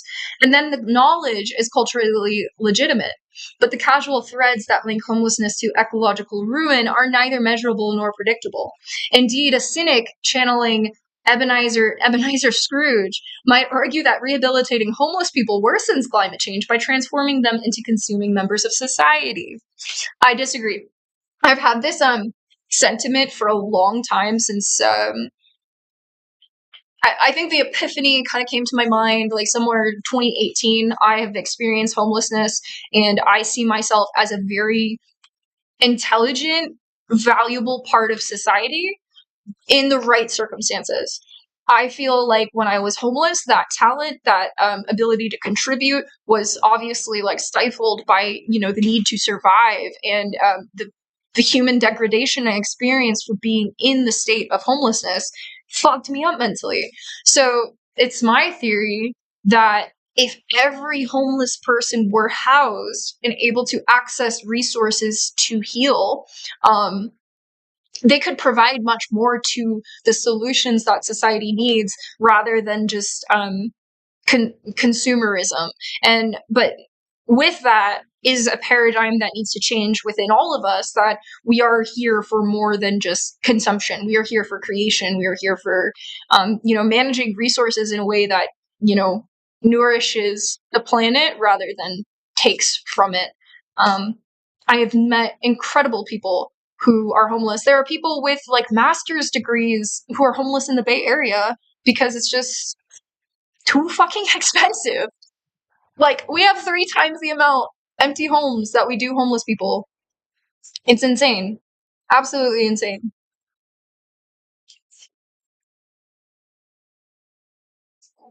Um, of course, it is possible to construct an argument that housing the homeless contributes to the health of the biosphere, but it will not easily fit into the language of climate policy, nor is it likely to convince Mr. Scrooge. However, then, when Scrooge undergoes a shift in consciousness and sees the world through the eyes of interbeing, he will expect that the two phenomena are related. Believing in innate intelligence pervading all phenomena, he might surmise that a society inhospitable to its vulnerable members will be mirrored by a planet that is inhospitable to society.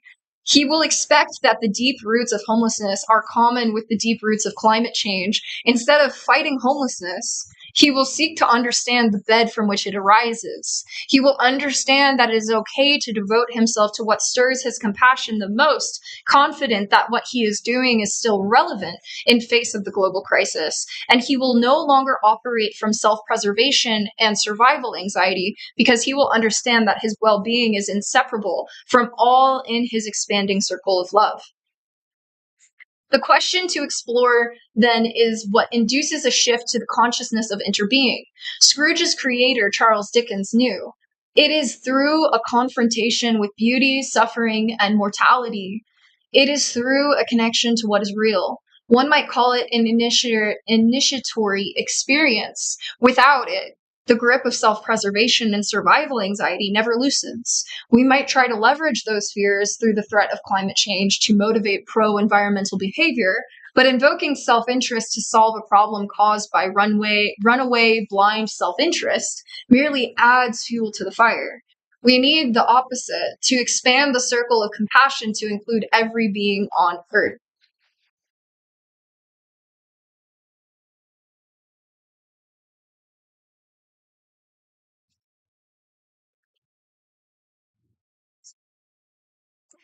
Eventually, soon you'll be reading for a whole life studio. Skill-wise, oh my goodness. Perhaps. Perhaps if anyone would want me to, I would very much be interested.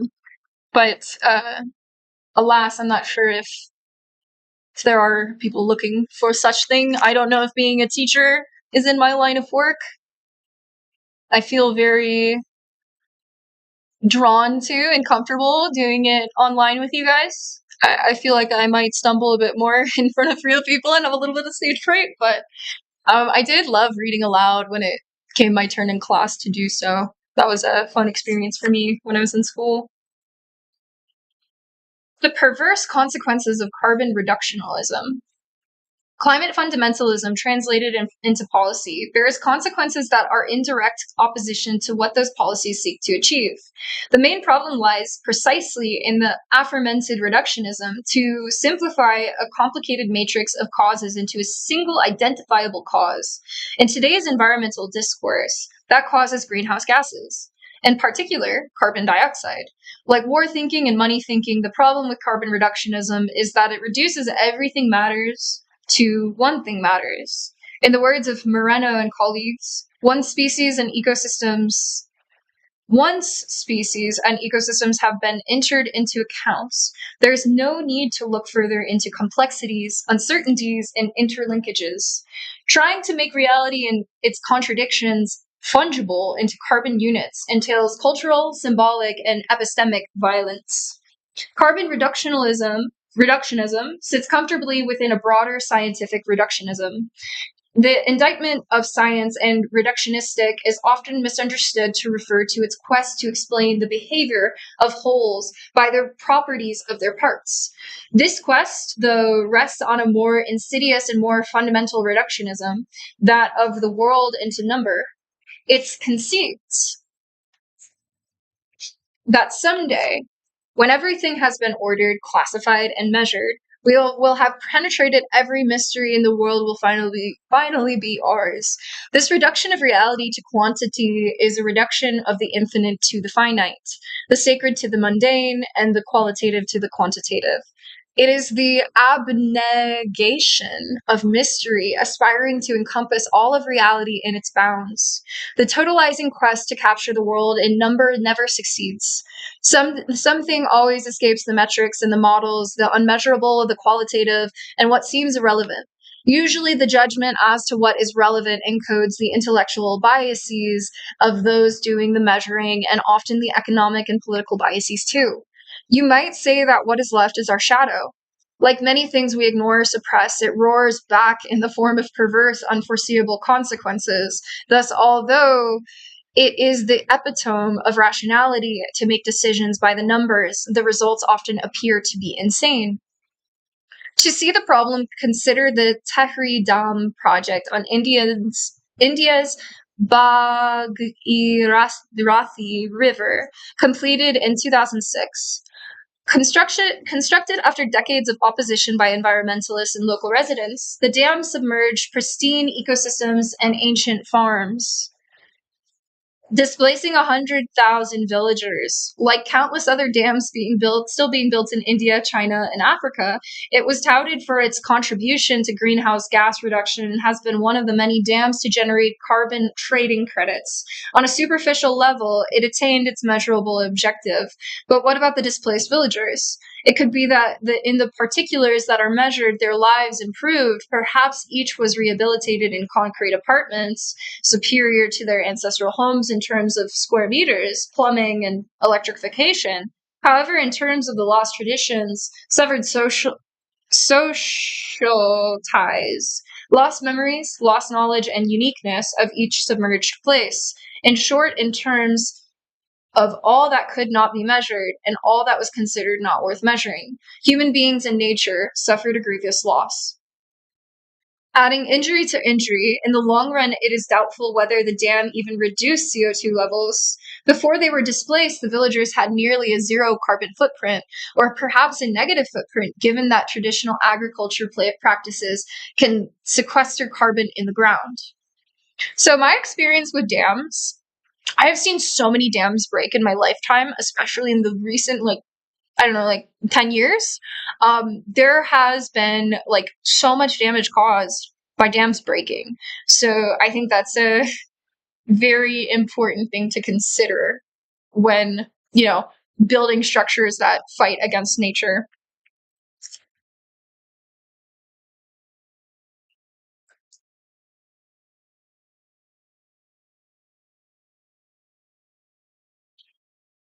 Following their displacement, the newly urbanized villagers had to adopt more carbon intensive consumer lifestyles, eating food shipped in from distant places, getting jobs in the industrial economy.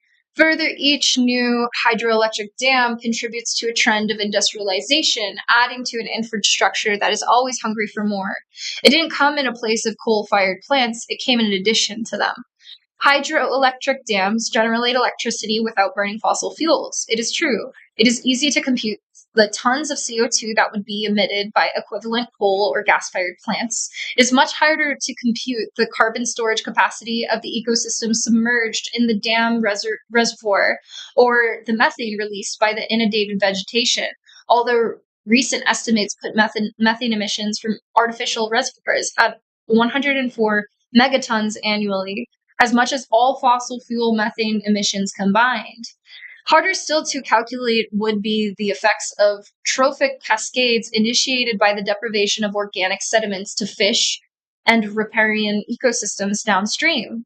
The sediment is essential to build deltas and prevent ocean encroachment. Given wetlands' huge carbon sequestration potential, it is possible that, even within the carbon reductionism frame, not to mention the water frame I'll present later, dam removal contributes more to climate stability than dam building does. Our science-based opinion depends on what we include in our measurements. One unfortunate result of fossil fuel divestment movement has been a giant land grab in Africa and South America as investment capital turns towards biofuels plantations. Biofuels represent the most extreme possible form of reductionism, the reduction of living beings to heat. Along the way, existing peasant agriculture and ecosystems are also reduced to jatropha or palm oil plantations, sugarcane plantations, wood chipping operations. and so on. Thank you for the follow, Wukilabi.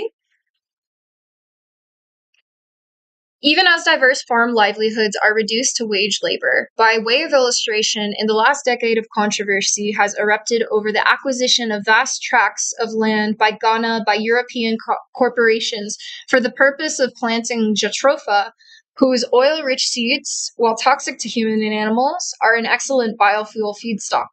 Jatropha requires large plantations, 1,000 plus hectares, to be economically viable, which must be cleared of existing vegetation. Usually, they must be cleared as well of existing smallholder farmers, since most land in Ghana is communally owned. This requires making deals with traditional chiefs, often illiterate, who may not understand the legal ramifications of the documents they are thumbprinting, especially when they are accustomed to regarding land as a sacred being rather than a fungible commodity. The result is massive disruption of traditional lifestyles, human rights abuses, hunger, and ecological degradation. In a story replayed around the world, one reads of farmers showing up one day at their fields only to be told that they are trespassing and must abandon years or decades of investment into the land. The biofuel companies say that only previously uncultivated land is used, and somewhat contradictorily, that farmers who are evicted are compensated, but these claims don't always coincide with facts on the ground. Traditional chiefs or other persons of influence may get hired by the biofuel companies, setting their interests against those of the community. The plantation jobs dangled in front of the community don't always materialize, nor are they sufficient to compensate for the lost food crops. In South America, peasants and environmentalists who resist the land grabs and hydroelectric projects are sometimes targets of paramilitary death squads. None of these effects are visible in the spreadsheets that informs climate policymakers. What we don't count, we don't know. But at least the biofuels result in less atmospheric CO2, right? Well, not necessarily. It depends on how you do the math. Do you include the lost carbon sequestration potential of the ruined ecosystem?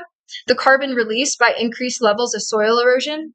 The unpredictable effects of disruptions of the hydrological cycle? The effects of local farmers leaving the land for the cities, where they become consumers in the global food system? Ignore these, and you will be able to maintain the belief that biofuels are a fine thing for the planet. No doubt that this is what biofuels companies believe. These people are not evil. They, like most of us, live in a story that valorizes their choices. That is why we need to propagate a new story that values people and place and soil and water, biodiversity and life, the qualitative and the relational. What's up, Mini Speeder?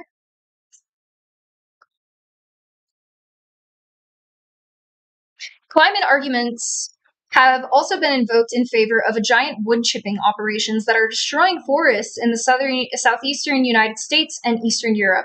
Close examination reveals these arguments as bogus, but when the policy establishment is in the habit of trusting the numbers, it is vulnerable to biased numbers, especially when financial interests of politically powerful lobbies are involved. And so enormous wood chipping machines lower their hoods over one treetop after another, roaring down upon each and in a matter of seconds converting a living being into a climate-friendly biofuel. The problem here is not with biofuels per se. The problem, as with many other technology, comes mostly with industrial scale and blindness to local ecological effects of production. Similarly, we adopt photovoltaic and wind energy in the name of environmental health, counting the tons of carbon they replace while ignoring the toxic waste produced in PV panel and lithium-ion battery manufacture, and the birds and bats wind turbines kill. Those who bring up such issues are marginalized as nitpickers and nitpicking and naysayers. All the more invisible are issues like adverse health effects from wind turbine noise, and who knows the effects of noise on wildlife, or the climate consequences of what one indigenous person called stealing the wind. What we don't know, we don't count.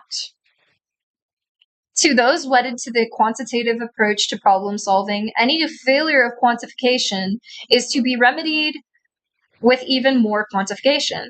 Metrics-based thinking says that to a remedy of abuses of metrics, we need to extend them further so that our measurements accurately encompass the uncounted emissions and loss of sequestration.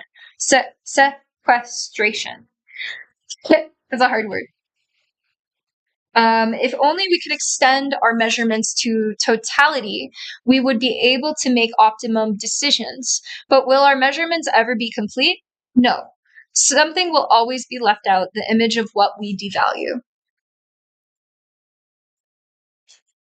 Nom, nom, nom, nom, nom, nom. Delicioso. Water's good. Hello. Captain Planet! Vaguely. I haven't seen Captain Planet in over a decade.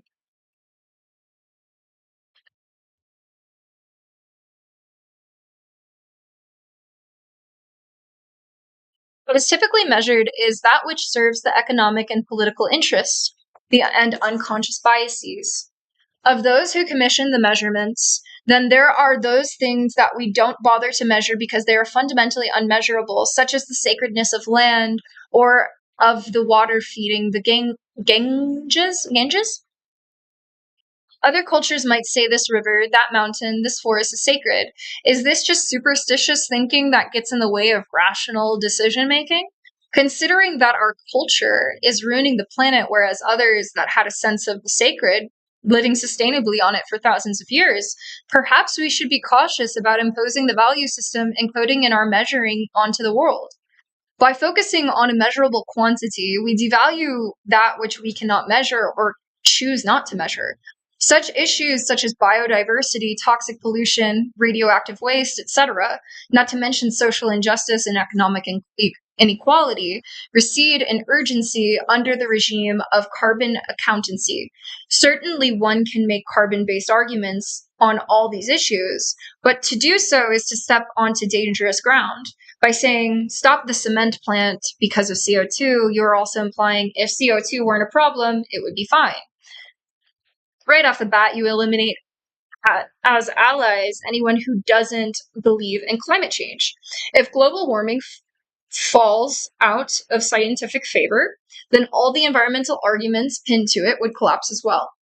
Imagine that you are trying to strip mine by citing the fuel use of the equipment and the lost carbon sink of the forest that needs to be cleared. And the mining company says, okay, we're going to do this in the most green way possible. We are going to fuel our bulldozers with biofuels, run our computers on solar power, and plant 2 trees for every tree we chop down. You get into a tangle of arithmetic, none of which touches the real reason you wanted to stop the mine, because you love that mountain, that forest, those waters that would be poisoned. The failures of the carbon-motivated policies have something in common. They emphasize the global over the local, the distant over the immediate, and the measurable over the qualitative. The oversight is part of a more general meniality that sacrifices what is precious, sacred, and immediate for a distant end. It is the mentality of instrumentalism that values other beings of the earth itself in terms of their utility for us. It is the hubris of believing we can predict and control the consequences of our actions. It is the trust in mathematical modeling that allows us to make decisions according to the numbers. It is the belief that we can identify a cause that is something that and not everything, and that we can best understand reality by dissecting it and isolating variables. Usually making decisions by the numbers means making them according to financial considerations.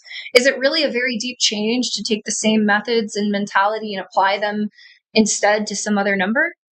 We are in familiar territory in addressing problems by attacking their isolable direct causes. That again is the mentality of war. End crime by deterring the perpetrators. End evil by dominating the evildoers. End drug abuse by banning drugs. Stop terrorism by killing the terrorists. But the world is more complicated than that. As the war on crime, the war on drugs, the war on weeds, the war on terrorism, the war on germs show us, causation is usually not linear. Crime, drugs, weeds, terrorism, and germs might be symptoms of a deeper systemic disharmony. Poor soil invites weeds. A rundown body offers a salubrious environment for germs. Poverty breeds crime. Imperialism begets violent resistance. Alienation, hopelessness, loss of meaning, and disintegration of community foster drug addiction. To address the complex of deep causes is a lot more difficult than to find something to blame and attack it using the familiar reductionist methods. Climate change is the same. It is a symptomatic fever of deeper disharmony, a disharmony that pervades all aspects of our civilization. The fundamentalist wants to reduce everything to one thing. That is convenient. If you would rather not look at everything. As with terrorism, drugs, or germs, if we crack down on the proximate cause without addressing the underlying condition, the symptoms return in a new and more virulent form. Okay, virulent is another word I don't know. Virulent. What's up, Dogs Rule? Virulent. Virulent means of disease or poison, extremely severe or harmful in its effects.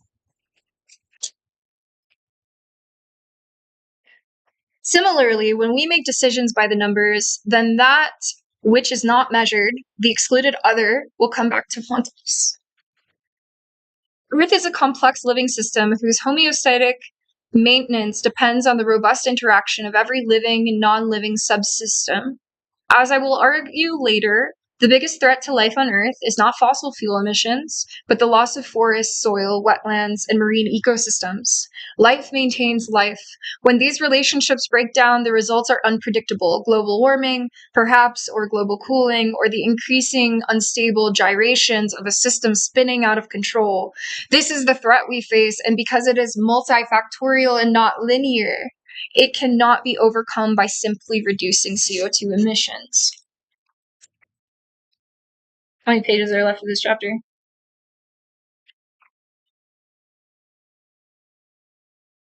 Few, quite a few.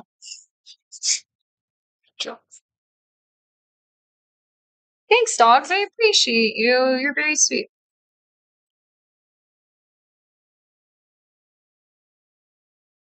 Okay, I might pause right here. I'm gonna go make myself a drink, guys. I will be back.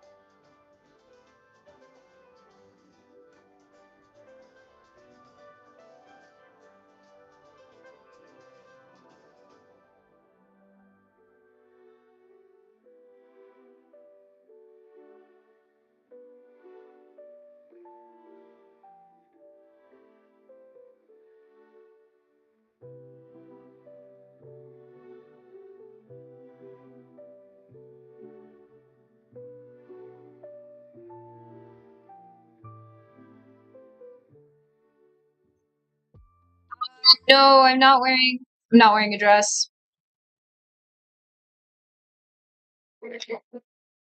Well, I mean, I guess maybe technically, but I'm wearing pants. But it does like pull down pretty far. Dude, it's so slow today here.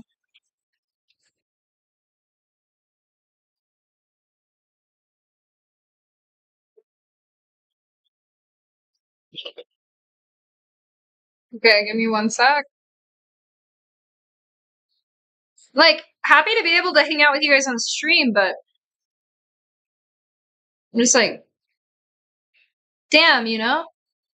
I wish Maiko Cafe really well. I hope business will increase here. I just think the economy is in a really bad spot right now. I think that's really what it is. Hello, Jack. You had a bad night last night? I'm so sorry to hear that. Did you get any sleep, dog?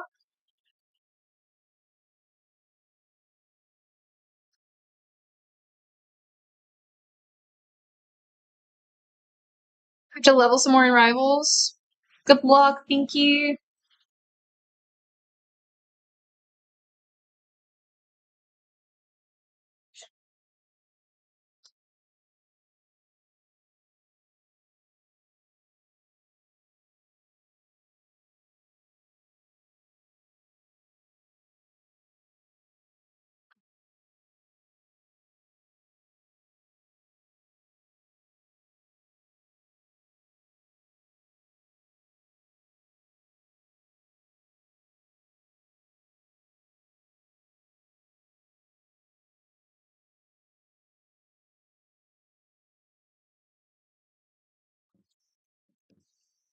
Things are going really well. Reading this book, having a little snack, having a little coffee. It's going really good today so far. How you doing, Jack? I'm doing great, Mini Speeder. What about you?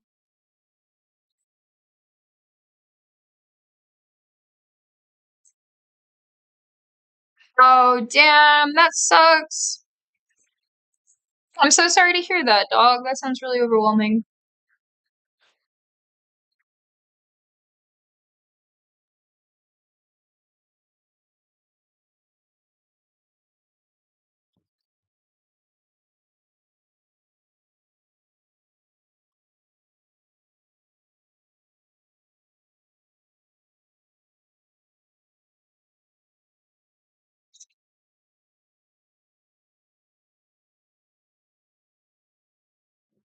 I'm gonna be on stream pretty much all day today, guys. I'm thinking, like, when I get off work, I'll head home and probably hop back on.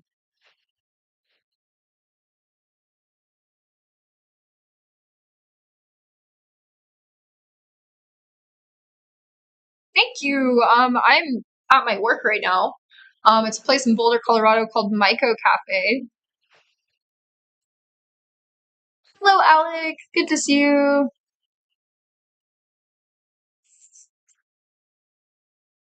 How are you doing, Alec? Oh, nice. Thanks, Jack. Very cool. What show? I need to get myself a calendar. There's a calendar for sale here. I might cop that.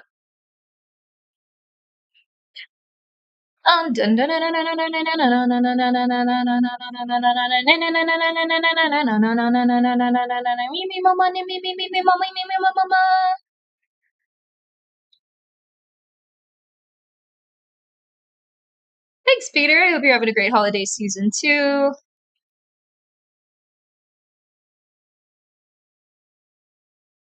We're gonna continue reading this book in just a sec. I'm liking it so far.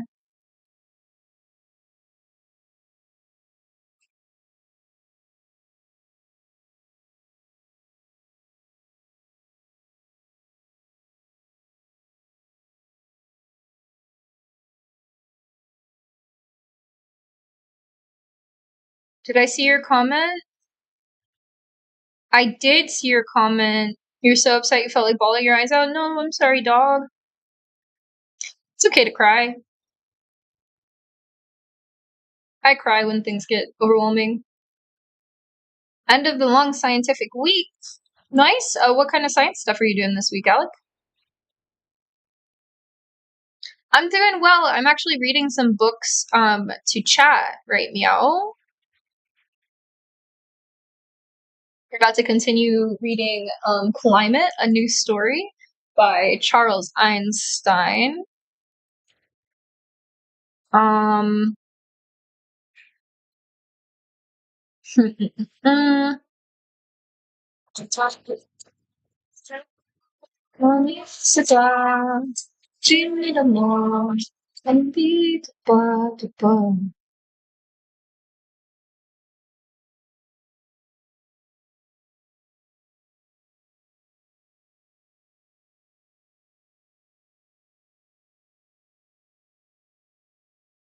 I know I am. Got my doorstep delivery. HZ of shrooms? Like you mean OZ? I know, I'm making some pasta sauce. Wait, psychedelic shrooms or non-psychedelic shrooms? So upset with yourself? Do you have an AM radio? I don't think I have an AM radio. Try and go easy on yourself, dog. It's like, all you could do is learn from it, really. There's no sense in, like, beating yourself up too much, you know? Biology and some biomed. Interesting. Nice. Thank you for the follow, Annie Kalani. Annie Kalani? Trip shrooms. You're making trippy pasta sauce, bro. You're insane. Sounds great, though. I would try it.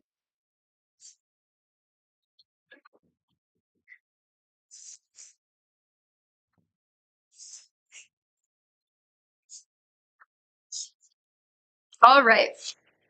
Shall we continue? Got a chicken and spaghetti from Cheese Shop for lunch today. Yummy. Yummy, yum, yum, yum. Can I have a hug, please? Yep. All right, gather in chat. We're doing a group hug for all the stressful shit in life. We're gonna regulate our nervous systems together, okay? Group hug, group hug.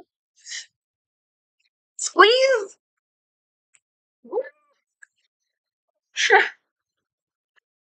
Cooking with them increases the strength. Isn't there a certain temperature that kills it, though, so don't you have to be careful? I usually have mine in, like, a tea.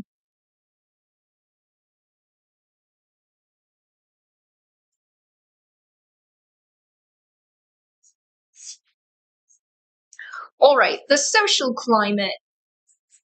While most environmentalists also deeply care about social justice, environmental narratives, and particularly the climate narrative, often suggest that social issues are of secondary importance compared to the grand mission to save the planet.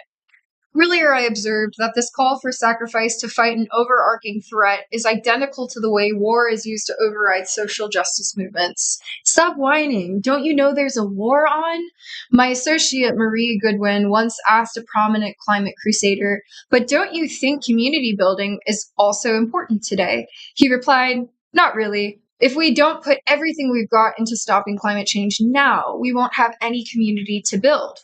This pattern of change right now this pattern of thinking that climate change shares with war, I said should make us alert.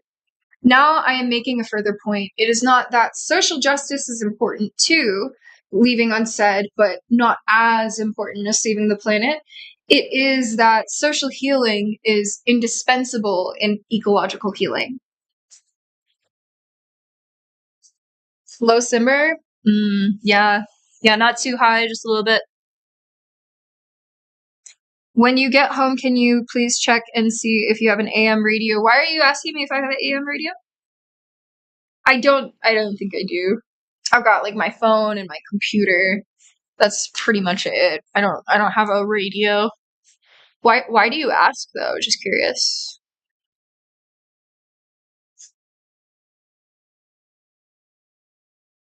First and most obviously, it is indispensable because it is hard to effectively enact love for others when one is hurting desperately oneself. A hurting person usually passes on that hurt to those they love helplessly. Contrary to what the more fortunate among us might think, when the alcoholic man abuses his children, it is not because he loves them less than we love our own children. As with a hurting person, so with hurting society. We cannot expect a miserable, oppressed populace to exercise much care for anything outside its immediate survival and security. While the poor are kept in a state of survival anxiety through sheer deprivation, the rich suffer poverty of another kind, lack of community, connection, meaning, intimacy, which can cause severe psychological stress even in conditions of material plenty. Most human suffering on this planet comes not from unavoidable tragedies like accidents and natural disasters, but from human beings themselves. Human trafficking and sweatshop labor, political violence and domestic abuse, racial oppression and gender violence, poverty and war all co-arise with our systems, our perceptions, and our narratives. These narratives are born of trauma and give birth to trauma. Herein lies a link between economic justice, social justice, and environment. We all continue to abuse our fellow beings, even our own Mother Earth, as long as we carry unhealed social traumas. This does not mean heal our traumas first because we try to heal before we try to heal the environment. It is to recognize that social healing and ecological healing are the same work. Neither is to be privileged over the other, neither can succeed without the other. From the casual logic of interbeing morphic resonance, it is easy to understand how a society that exploits and abuses its most vulnerable will also exploit and abuse nature. To take care of vulnerable people generates a field of care that facilitates care for other vulnerable beings. A caring society is one that is habituated to asking, who is being left out? Who is suffering? Who is unrecognized in their gifts? Whose needs are not being met? These are the questions that must guide an ecological society as well as a just society. The term social justice may be too narrow to encompass the kinds of social healing that must happen for us to be able to fully enact our love for the planet.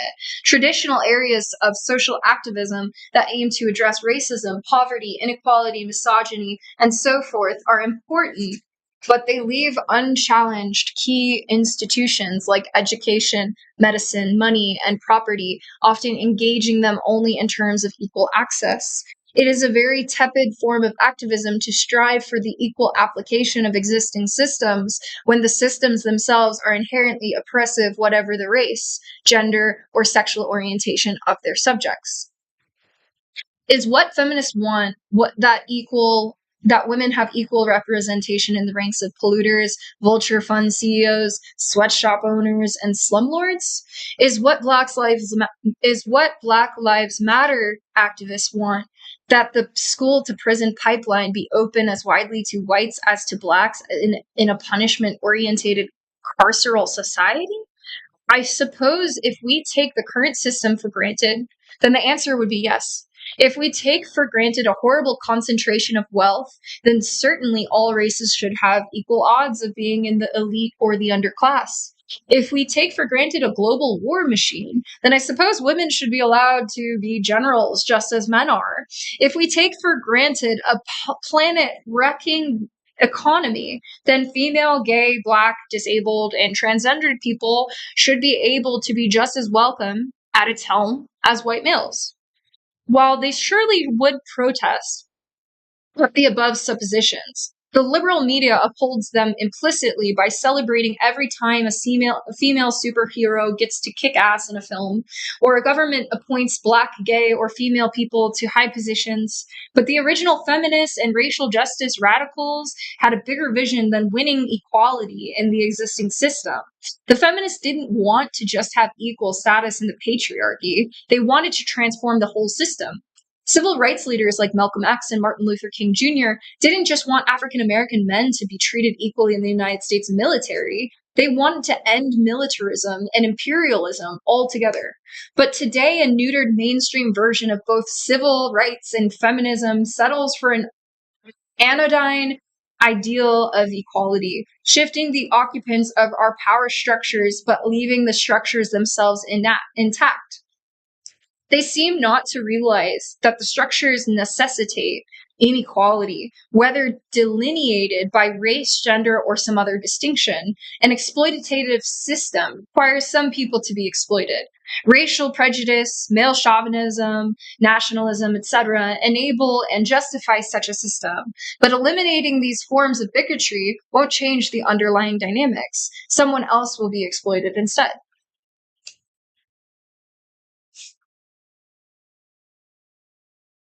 Mm-mm-mm-mm. Hello, Boko Duku. Boku Doku. Hello, how are you?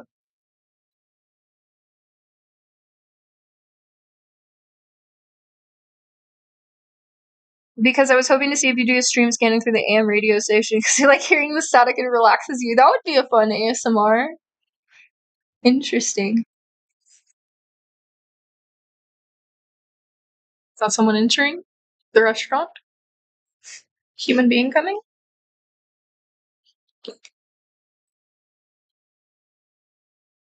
Doing great. Eating empanadas. Ooh, yummy. What kind?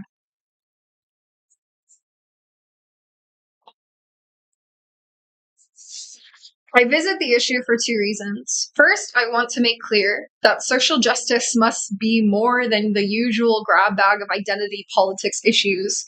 The kind of social healing we need requires the massive overhaul, probably the total reformation of our systems of medicine, education, birth, death, law, money, and government. Second, the same pattern of reaching for superficial changes that don't disturb the underlying system afflicts environmentalism just as much as it does social justice.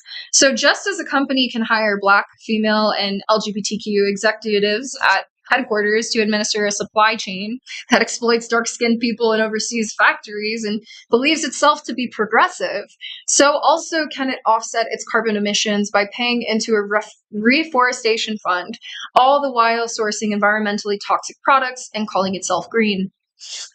The point is not to condemn the green rationalizations of corporations, or you or me. It is to illuminate the mindset of fundamentalism that enables those rationalizations. Fundamentalism of all kinds is a disengagement from the complexity of the real world, and I am afraid is ascendant in many realms, not only religion. I even see it in various theories in alternative medicine, in the form of the great revelation of the One, true cause of all disease. It's parasites, inflammation, stress, acidosis, trauma. Fundamentalism offers certainty, a lockdown of thought into a few prescribed pathways. The rush to the cause, the retreat to the unquestioned axioms taken on faith, does not serve us in a time of the disintegration of so much of what we thought we knew. If we continue to uphold climate fundamentalism, then the symptomatic fever of climate change will only worsen. Whatever macroscopic measures we take to address its proximate causes, we might get the numbers down, temperature, greenhouse gases. Yet, like the patient who goes to the doctor and it's told, the tests all say you're healthy, the disease will emerge in what we choose not to measure, what we cannot measure, or what is immeasurable. We have to go beneath systems and restore the foundation of ecological health, the soil, the water, the trees, and the fungi, the bacteria, and every species and ecosystem in human culture on Earth. Meat empanadas. Nice. You should post more feet pics, bro. This ain't the place. Twitch.tv is not the place for feet pics. But I agree, I should. I actually was watching a YouTube short, no, Facebook short, Facebook reel, whatever it's called. And he was talking about how a client of his did completely safe for work content. She played Minecraft on Twitch. She made, first of all, $400,000 a year. She played Minecraft on Twitch. She had a Feet Finder account. I believe she did professional cuddling, and she was making $400,000 a year. So, TBH, you guys might find me on Feet Finder soon. I've never used that website, but you know, rough time. The economy is fucky wucky, so it's time for Feet Finder, I guess. Can you get one? If someone wants to donate for me to get an AM radio, I totally would. But I will keep an eye out when I am thrifting to see if I find one. Professional cuddling, yeah, it's a thing. I'm a really good cuddler. I'm like an S tier cuddler, so you know, she got it, flaunt it, I guess.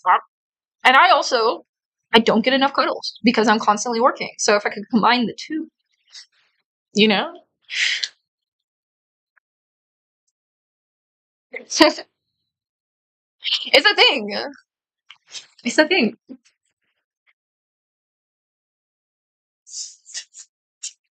We are on page 40, by the way. I don't think anyone's reading along with me, but if you guys want to get this book, Climate, A New Story, Charles Einstein. Do I sell clothes? I do sell clothes. Glad you like the stream, Alec. I appreciate having you here every time. Glad you like it. I thrifted this, actually. I love thrifting. We should do like a thrifting vlog sometime. That would be fun. Or a thrifting haul. I love being a little spoon and having your hair and beard stroked. Dude, valid. Caresses are S tier.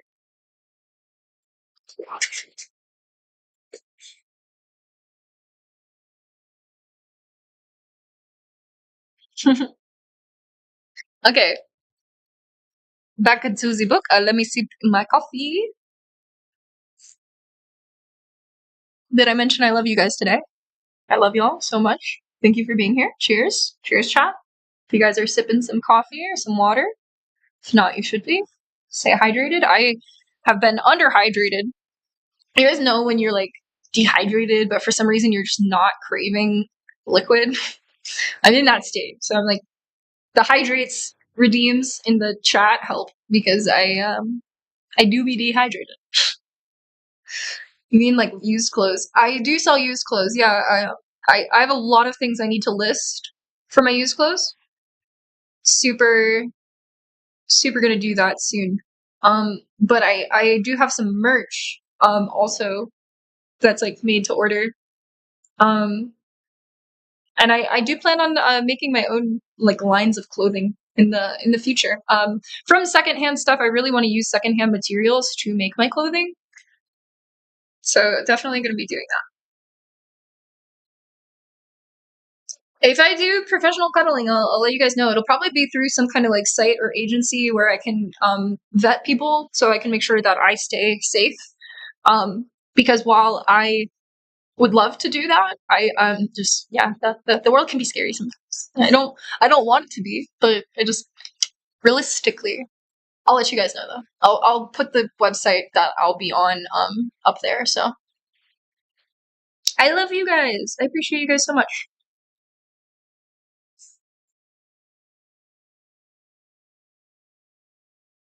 I'm drinking a lavender latte with our focus blend, which has lion's mane, I believe reishi, L-theanine.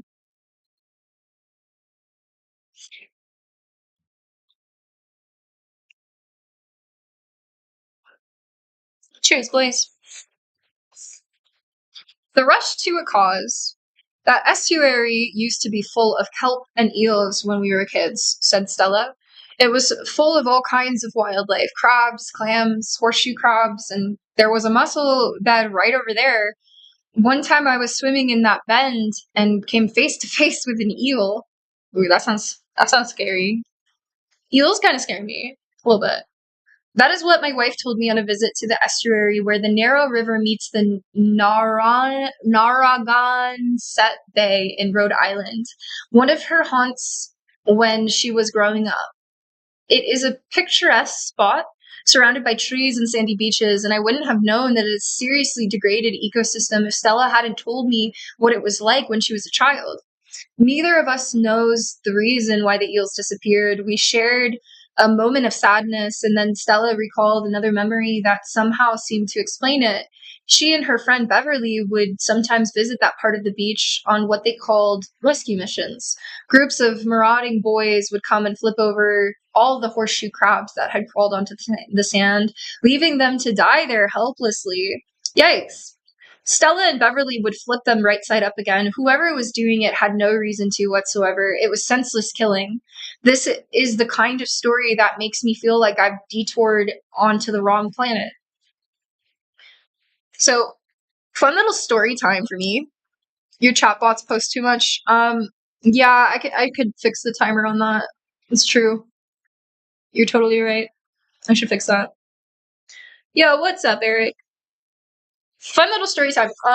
I used to go on vacations to like Florida. I believe my grandma had like a timeshare type thing. Uh, like around the Orlando area. We go to Disney World and all that jazz. But had like a fling when I was young with this guy, and he wanted to kiss me. We kissed. He's like around my age. It wasn't like weird. But then he started like picking up baby ducklings and just fucking them into the water. Just like really like for no reason, just to be an asshole. And that was like I'd experienced like guys who would like me, like bullying me or whatever before, but that was like a mind fuck. I was like, what the fuck just happened? Like I'm not all men, but like some men are like raised like we were watching Dexter last night, for example. Like just like psycho shit, bro, like harming animals.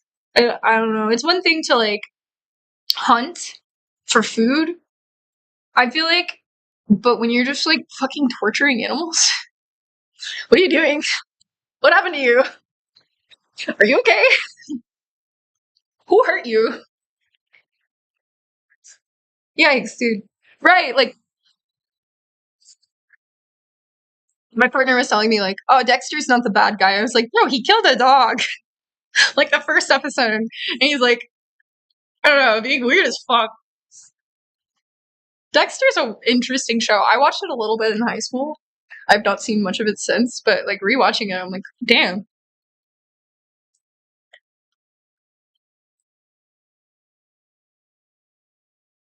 Not all men, but for some reason, I have connected with like a lot of men or masculine people who have either been through or done some shit, you know?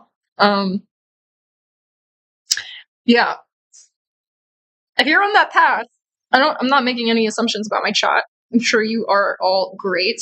But if you're on a path towards like doing shit like that, like fucking pivot, bro. Pivot. It's like don't don't do that. There's a new version of Dexter. I've never seen it all the way through, so we just started watching it.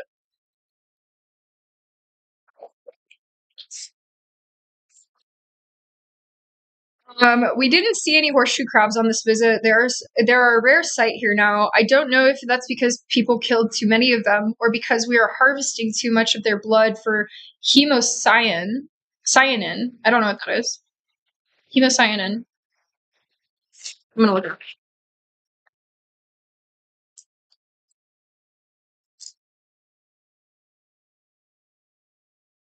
Hemocyanin is a protein containing copper responsible for transporting oxygen to the blood plasma of arthropods.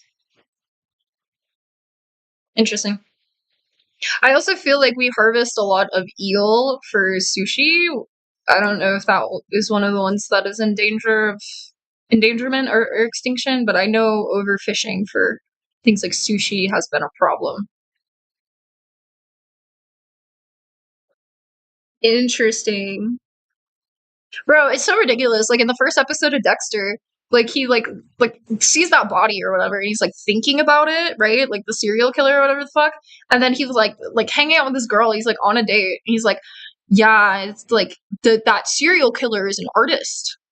And then immediately he starts trying to have sexy time with her. I'm like, oh.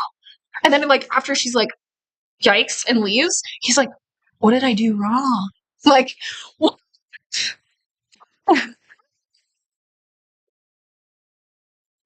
What?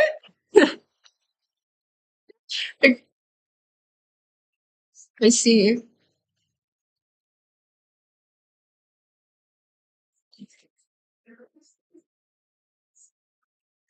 Crazy shit. Um,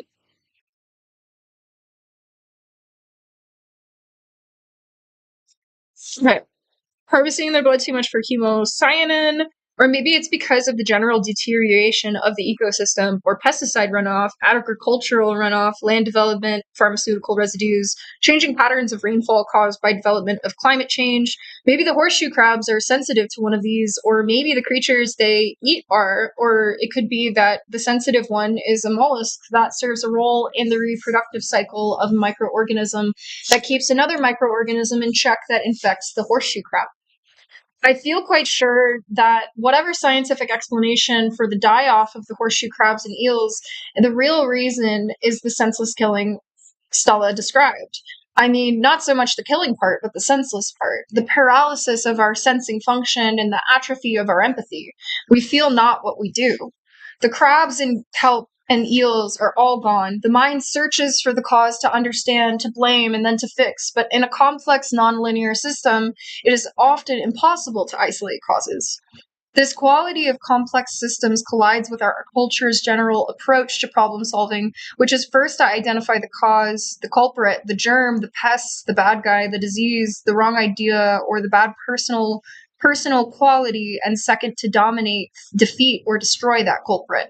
Problem, crime. Solution, log up the criminals. Problem, terrorist acts. Solution, kill the terrorists. Problem, immigration. Solution, keep out the immigrants. Problem, Lyme's disease. Solution, identify the pathogen and a way to kill it. Problem, racism. Solution, shame the racist and illegalize racist acts.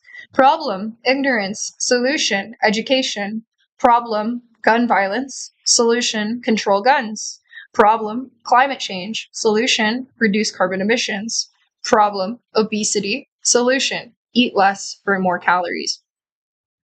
You can see from the above examples how reductionist thinking pervades the entire political spectrum, or certainly mainstream liberalism and conservatism. When no proximate cause is obvious, we tend to feel uncomfortable, often to the extent of finding some reasonable candidate for the cause and going to war against that. The recent spate of mass shootings, in America is a case in point. Liberals blame guns and advocate for gun control. Conservatives blame Islam, immigrants, or Black Lives Matter and advocate crackdowns on those. And of course, both sides especially like to blame each other.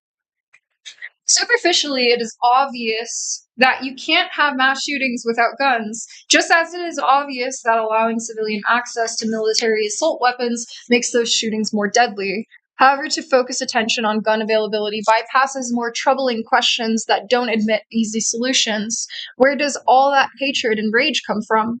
What social conditionings give rise to it? The furious debate about gun control so monopolizes U.S.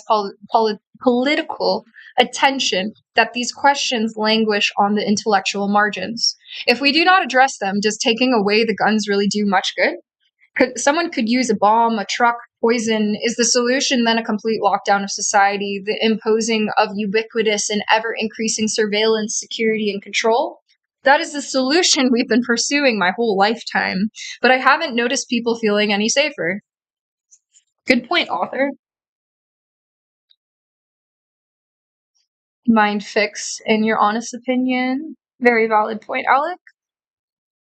You gotta fix your box. They spam too much. Listen. I will. I will. I will fix it. Okay, I'll fix it right now, okay? How about that? I think it's through Stream Elements. You've never watched Dexter TBH. It's crazy. It's interesting. But like I was like getting the heebie jeebies watching it. Like, oh my god. You think you can roll up your pant leg? If not, that's fine. Sorry, I have a disability. Wait, what? What does me rolling up my pant legs have to do with your disability? Excuse me? Come again? ¿Qué pasó? What?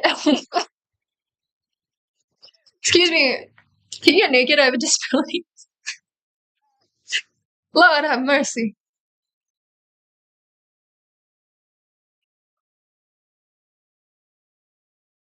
I'm sorry. I don't understand. You can explain if you'd like. It's okay. I'm not like offended, but I'm just like, what? It's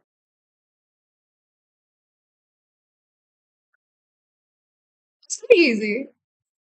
Crazy. Okay, all right. I'm fixing my bots. I'm fixing the bots. Timers. I don't know why it should be going. Oh, okay, no, it's every 6 minutes. Not offline interval is where that's okay. I'm fixing it.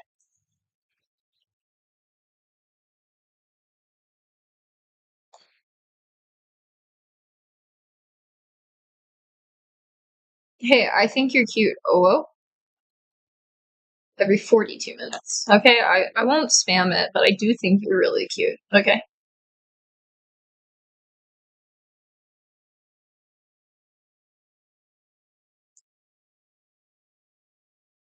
All right. Alrighty, doty.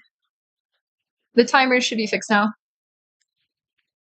Play Fallout 76? Maybe. Excuse? Can you spread your toes? I got a disability. Your disability makes you have certain fetishes and you like seeing my pant legs rolled up. I don't think this is the place for that, my guy. I could roll my pants up in another place, but like this is a wholesome account, okay? Wholesome here. We're reading books. I also got leg hairs.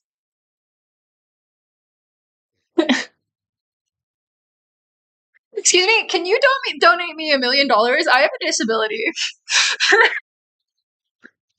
My disability makes me allergic to being poor, so could you please donate $1 million?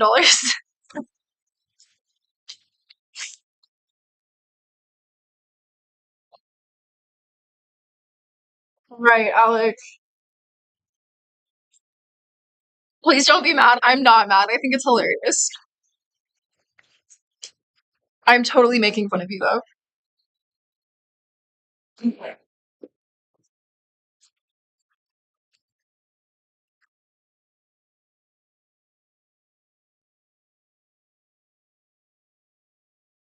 I'll be right, guys. Give me just a second.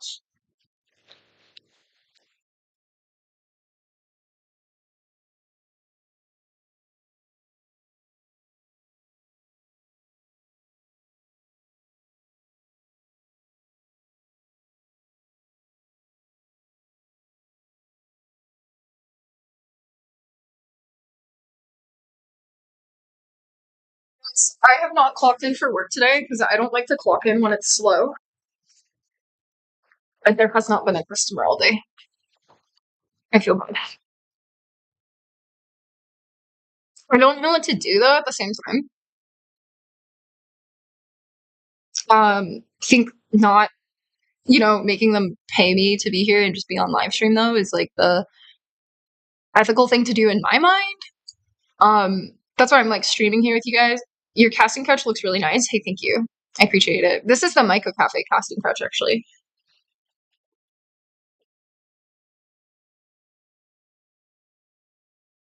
I don't know. I really appreciate this place though. I don't mind being here.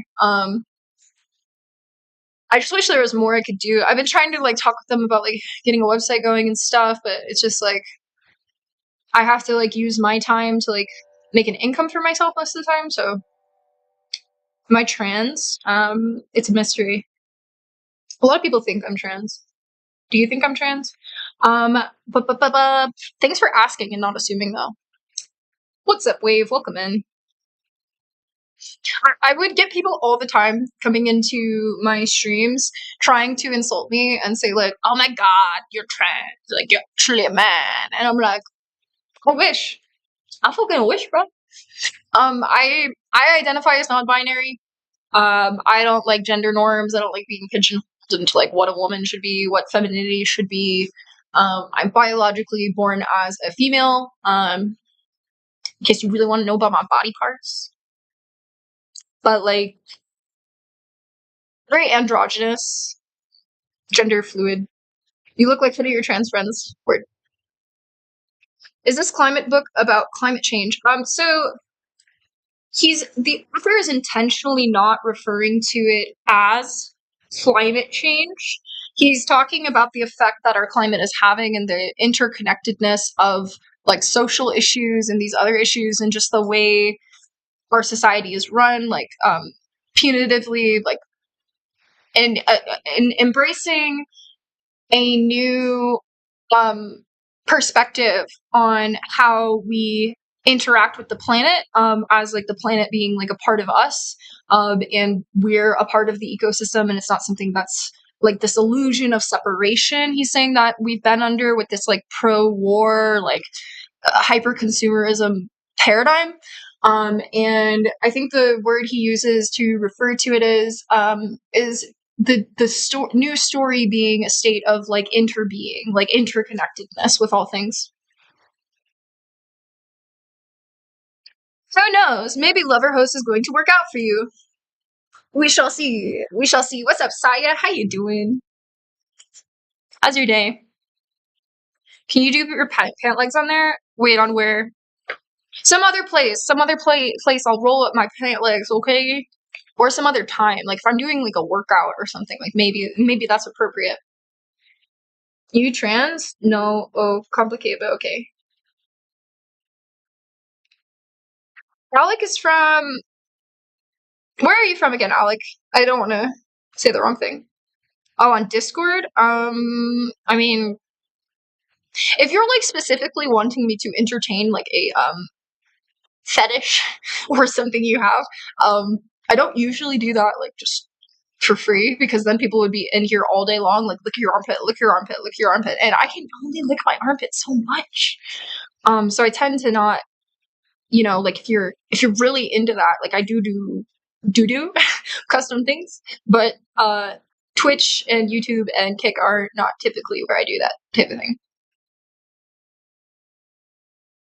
You're Mexican, cool. Also, did Soul Spectra do your neck tattoo? She did. Do you know Soul Spectra? Do you know Soul Spectra, Wave? I really want to save up some money and have her finish it because it's not finished. I just have not had the funds to go and finish it, unfortunately. But hopefully that'll change.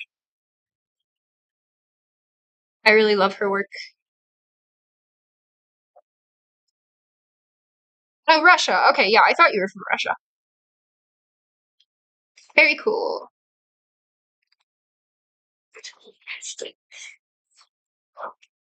All right, where was I?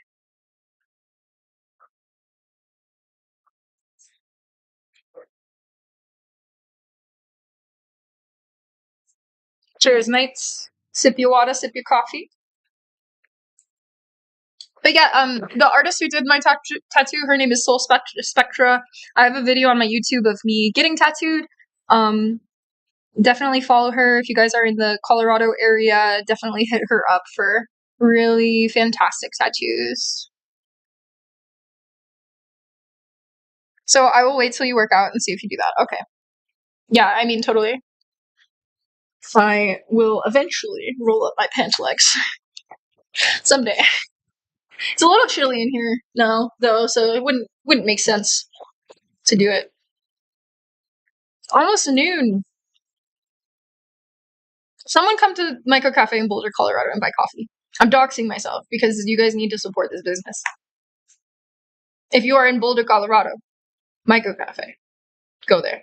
Or if you're in Denver, like close by, go a little out of the way. Check it out. There's a GoFundMe for Micro Cafe in the bio. I'd really love to see this business continue to grow. I might be moving or traveling long term soon because my partner's grandfather is not doing well. He's a wonderful person. I've never got to meet him in person, so we're probably gonna go spend some time with him. Because life is short. Life is really short. You never know. Yeah, it's very cool. Yeah, you're all the way in Russia, Alec, but it's definitely a cool spot. Do you guys have any like mushroom themed coffee places or anything like that out there, Alec? Also, what's the status of psychedelics in Russia? What's that situation like? Your sister's visiting Boulder? Oh, that's awesome. definitely tell her to check it out.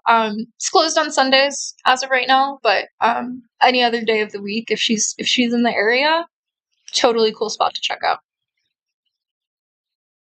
Oh my god, dogs rule. You really love me, huh? I love you too, buddy.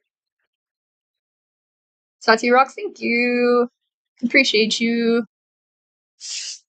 Alright, back to the book. Book. As Trainwreck says. Basically restricted, yeah. Most places in the world are restricting psychedelics. No, it's okay, man. Don't be sorry. Alright. Perhaps what we are facing in the multiple crises converging upon us is a breakdown in our basic problem solving strategy, which itself rests on a deeper narratives of the story of separation. Learning of the die-off of the estuary, I myself felt the impulse to find the culprit, to find someone to hate, something to blame. I wish solving our problems were that easy. If we could identify one thing as the cause, the solution would be so much more accessible. But what is comfortable is not always true. What if the cause is 1,000 interrelated things that implicate all of us and how we live? What if it is something so all encompassing and so intertwined with life as we know it that when we glimpse its enormity, we know not what to do? That moment of humble, powerless thing unknowing, where the sadness of an ongoing loss washes through us and we cannot escape into a facile solutioneering is a powerful and necessary moment. It has the power to reach into us deeply enough to wipe away frozen ways of seeing and ingrained patterns of response. It gives us fresh eyes and it loosens the tentacles of fear that hold us in normality.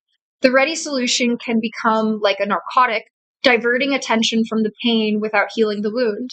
You may have noticed this narcotic effect, the quick escape into let's do something about it. Of course, in those instances where the cause and effect is simple and we know exactly what to do, then the quick escape is the right one. If you have a splinter in your foot, remove the splinter. But most situations are more complicated than that, including the ecological crisis on our planet. In those cases, the habit of rushing to the most convenient, superficially obvious casual agents distract us more from a more meaningful response. It prevents us from looking underneath and underneath and underneath. What is underneath the callous cruelty of those horseshoe crabs with flippers? What is underneath the massive use of lawn chemicals? What is underneath the huge suburban McMansions, the systemic of chemical agriculture, the overfishing of coastal waters? We get to the foundational systems, stories, and psychologies of our civilization. Am I saying never to take direct action because, after all, the systemic roots are unfathomably deep? No. Where the unknowing, perplexity, and grief take us is to a place where we can act on multiple levels simultaneously because we see each dimension of cause within a bigger picture and we don't jump to easy, false solutions.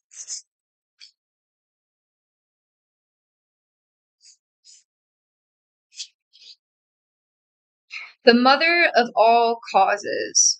When I wondered about the cause of the estuary die-off, a hypothesis may have jumped into your mind. Climate change, the culprit du jour for nearly every environmental problem. If we could identify one thing as the cause, the solution would be so much more accessible. As I was doing research for this book, I Googled effect of soil erosion on climate change, and the first 10 pages of results showed the converse of my search, the effect of climate change on soil erosion. I did the same for biodiversity with the same results. Whether or not it is true that climate change exacerbates other environmental problems, the rush to name a unitary cause of complex problems should give us pause. The pattern is familiar. It is none other than war thinking, which also depends on identifying a unitary cause of a complex problem. That cause is called the enemy, and the solution is to defeat the enemy. Carbon reductionism is like germ reductionism in medicine. What is the cause of, say, strep throat? Well, obviously, it is the streptococcus bacterium, right? Problem, germ. Solution, kill germ. On one level, this may be accurate, but consider that what this approach renders invisible and leaves out. First, It leaves out the question why one person exposed to this germ gets sick and another does not. Especially if someone gets repeated infections of strep, it might be more useful to see the germ not as the cause, but as one of the symptoms of the disease. It also ignores the effects of repeated antibiotic treatment and whether that might somehow contribute to vulnerability to reinfection. This is not idle speculation in light of recent science establishing the relationship between body ecology and immunity. Body ecology, which includes a healthy gut microbiome, is seriously disrupted by antibiotics. In medicine, focusing on the immediate linear cause of a disease can vitiate. What does vitiate mean? Vitiate.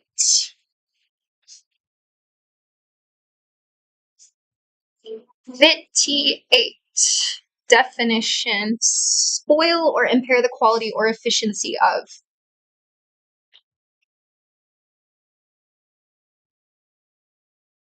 Where am I?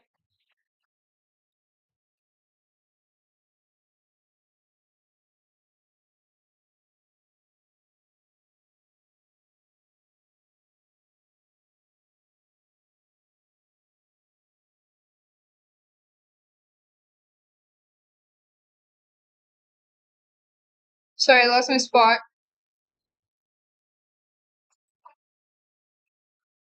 It also ignores the effects of repeated antibiotic treatment and whether that might somehow contribute to vulnerability to reinfection. This is not idle speculation in light of recent science establishing the relationship between body ecology and immunity. Body ecology, which includes a healthy gut microbiome, is seriously disrupted by antibiotics. In medicine, focusing on the immediate linear cause of a disease can vitiate the possibility of a real cure, whether on an individual or epidemiological level. Consider a disease that looms far larger than strep in our collective consciousness today, Lyme's disease. Seeing it as an infection by a tick-borne spirochete, the appropriate technologies of control are obvious. Avoid or destroy ticks and kill the spirochete. To see the problem in another way can be very inconvenient or disruptive to the systems that embed the usual control-based responses. What is the real cause of Lyme? I don't know, but it could include the following. Compromised immunity that leaves the body vulnerable to numerous viral co-infections against which antibiotics are useless. The explosion of deer tick population due to increasing edgelands and loss of deep forests caused by suburban development. Exploding deer populations caused by the extermination of wolves and cougars, declining forest health and understory degradation caused by pollution, repeated clear cutting, and again, predator extermination. Deer destroy the forest understory when their numbers are unchecked by predation, which in turn devastates biodiversity and allows overgrowth of species like ticks. It's vitiate, spoil or impair the quality or efficiency of, with a T. Decline of pheasant or other tick-eating birds because of historical overhunting, roadkill, or understory destruction. Widespread aerial spraying of insecticides to control gypsy moth caterpillars and other insects, decimating insect-eating birds. The exteriorization of modern fear of nature, it is as if nature responds to our locking children in the safety of indoors by saying, okay, I'll give you something to be afraid of for real. We can dig deeper and deeper. What is the cause of suburbanization? What is the cause of pollution? What is the mentality behind the extermination of top predators and spraying of forests? Complex, nonlinear, casual relationships connect these phenomena. For instance, the othering of nature encourages suburbanization, but it is also the other way around. Cut off from direct relationship to the land, the suburbanite who buys food, grown thousands of miles away, needn't even tread the soil to move from place to place, will of course see nature as a spectacle or a threat. One might even say that the cause of Lyme is everything and anything, and even the location, the cause, is part of the problem, as it implies the separability of interdependently co-arising phenomena. I could even say that the cause of Lyme's disease is modern children's storybooks that present us from a young age with anthropomorphized animals wearing anim- wearing human clothes, living modern lives, and thinking human thoughts. Such storybooks entice us to take other beings on our terms and not theirs, and obscure the fact that the human normality that the storybook animals are play acting is extinguishing the actual habitats of those animals in the real world. Now, I am not saying that one should never address an obvious linear cause, just as I am not saying that there is never a time for a fight. I am warning, rather, of the habit and conditioned response of addressing all problems in this way. In ecology, which is the study of relationships and not things, every cause is also a symptom. Let's take, for example, the steep decline of seagrass meadows, which are biodiversity hotspots and sequester more carbon per hectare than nearly any other ecosystem. Seagrass die off is a cause of carbon loss and acidification, and it is a symptom of proliferation of herbivorous mollusks and crustaceans caused by the overfishing of larger predatory fish. Eutrophication and algae blooms caused by excess agricultural runoff.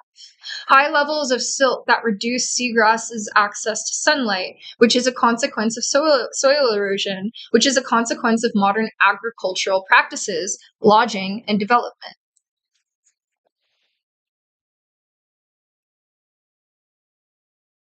Text on topic, but I have some lack of English words knowledge. Let's learn a little bit. Yeah, I could totally implement some kind of subtitles plugin that you potentially could switch languages. I'll have to look further into that, but that would be really cool because I know I have a large international audience.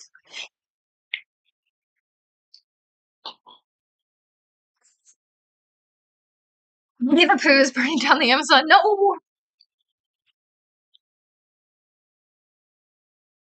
According to a friend who works with watermen, mostly crabbers, on the Chesapeake Bay, seagrass, shellfish, and crabs experience a massive die-off every time there is a hurricane or severe influx of highly sedimented fresh water into the bay. These irregular disruptions keep the ecosystems ever precarious. Well, that wasn't much of a problem a few centuries ago because intact wetlands could absorb massive amounts of rainfall. Beaver dams along the small tributaries to the bay slowed runoff and trapped sediment. Deforestation and tillage had not exposed bare topsoil to erosion. Clearly, protecting and restoring seagrass is more than a matter of roping off protected areas because seagrass is in a relationship with everything that lives, including ourselves.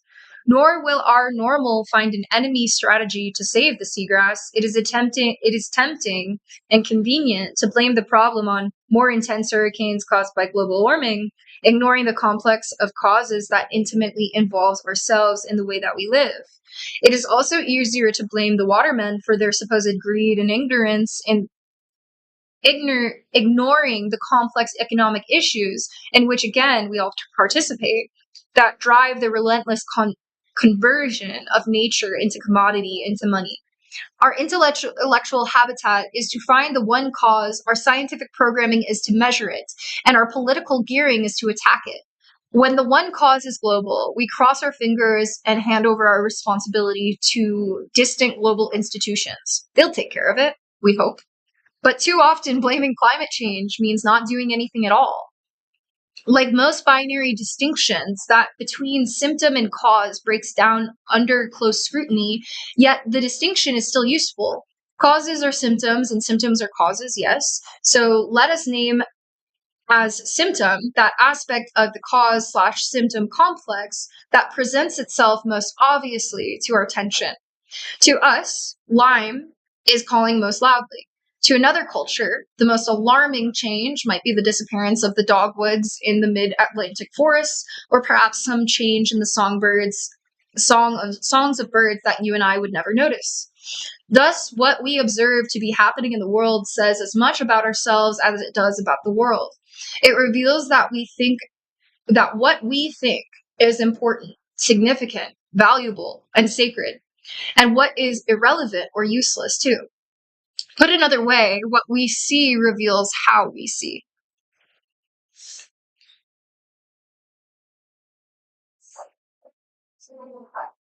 Nerdy aside, I am not in this book or anywhere taking the postmodern position that reality and truth are human cultural constructions, that how we see is the only determinant of what we see, or that there is no isness outside human seeing. Maybe the postmodern philosophers are right that there are no facts, but only meanings loaded with power dynamics, gender and racial oppression, etc. But what they cannot countenance is that we humans are not the only meaning makers, not the only authors, not the only full subjective agents. Our way of seeing our stories and our myths come from a source beyond our comprehension. Among the many casual narratives available to apprehend Lyme or climate change or any other issue, our culture chooses to adopt. No, I'm sorry. Our culture chooses the one that best preserves the status quo. The dominant culture adopts the narrative that sustains its dominance. People tend to conceptualize problems.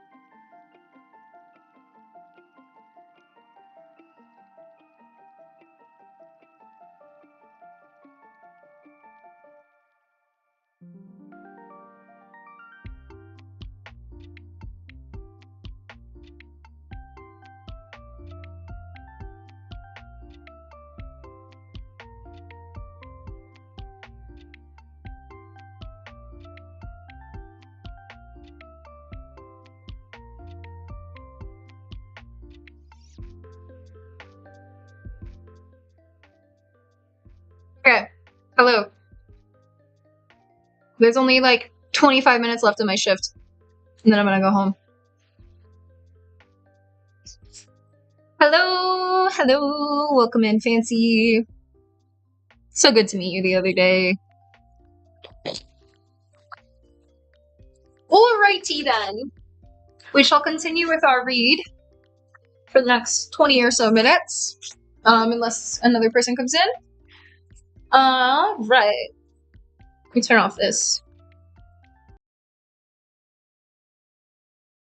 Hello. All right.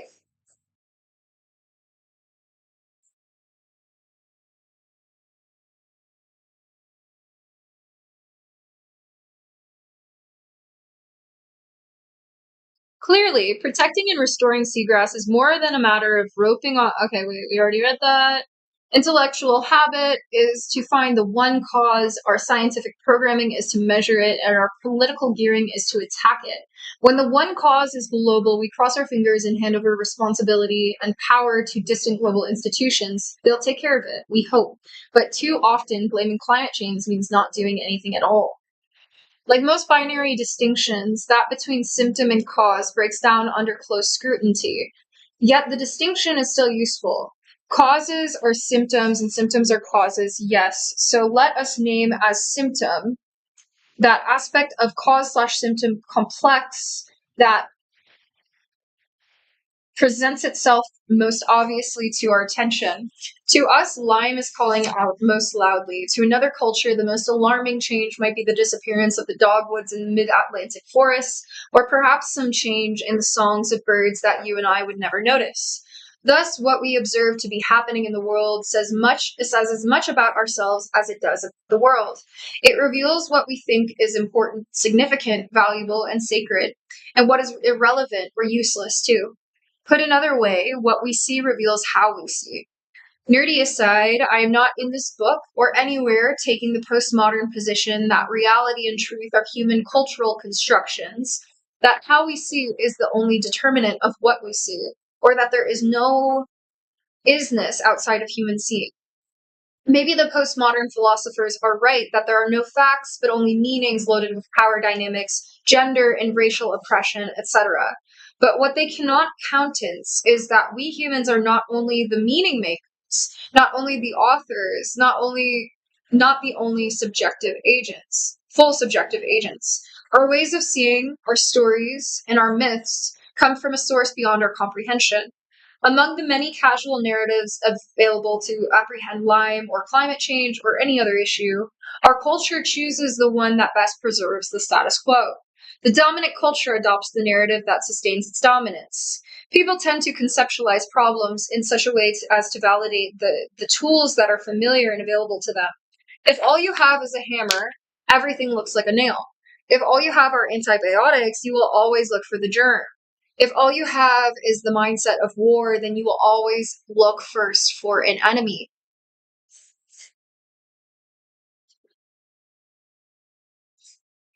Our society's most potent and familiar tool is the quantitative methods of science.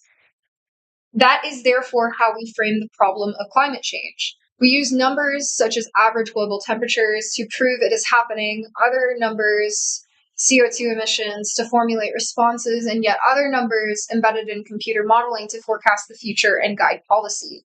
But is this the only tool? Is this even the right tool? We might doubt it, given the damage industrial civilization has caused the planet depends on the same regime of quantification. Through science, we describe the world in numbers and mathematical relationships. Through technology, we apply those numbers to the control of the material world. Through industry, we convert the world into commodities characterized by numerical specifications. Through economics, we further convert all things into another number called its value. We would like to solve climate change with methods and mindsets that are familiar to us, for to do so would preserve the foundation of society as we know it.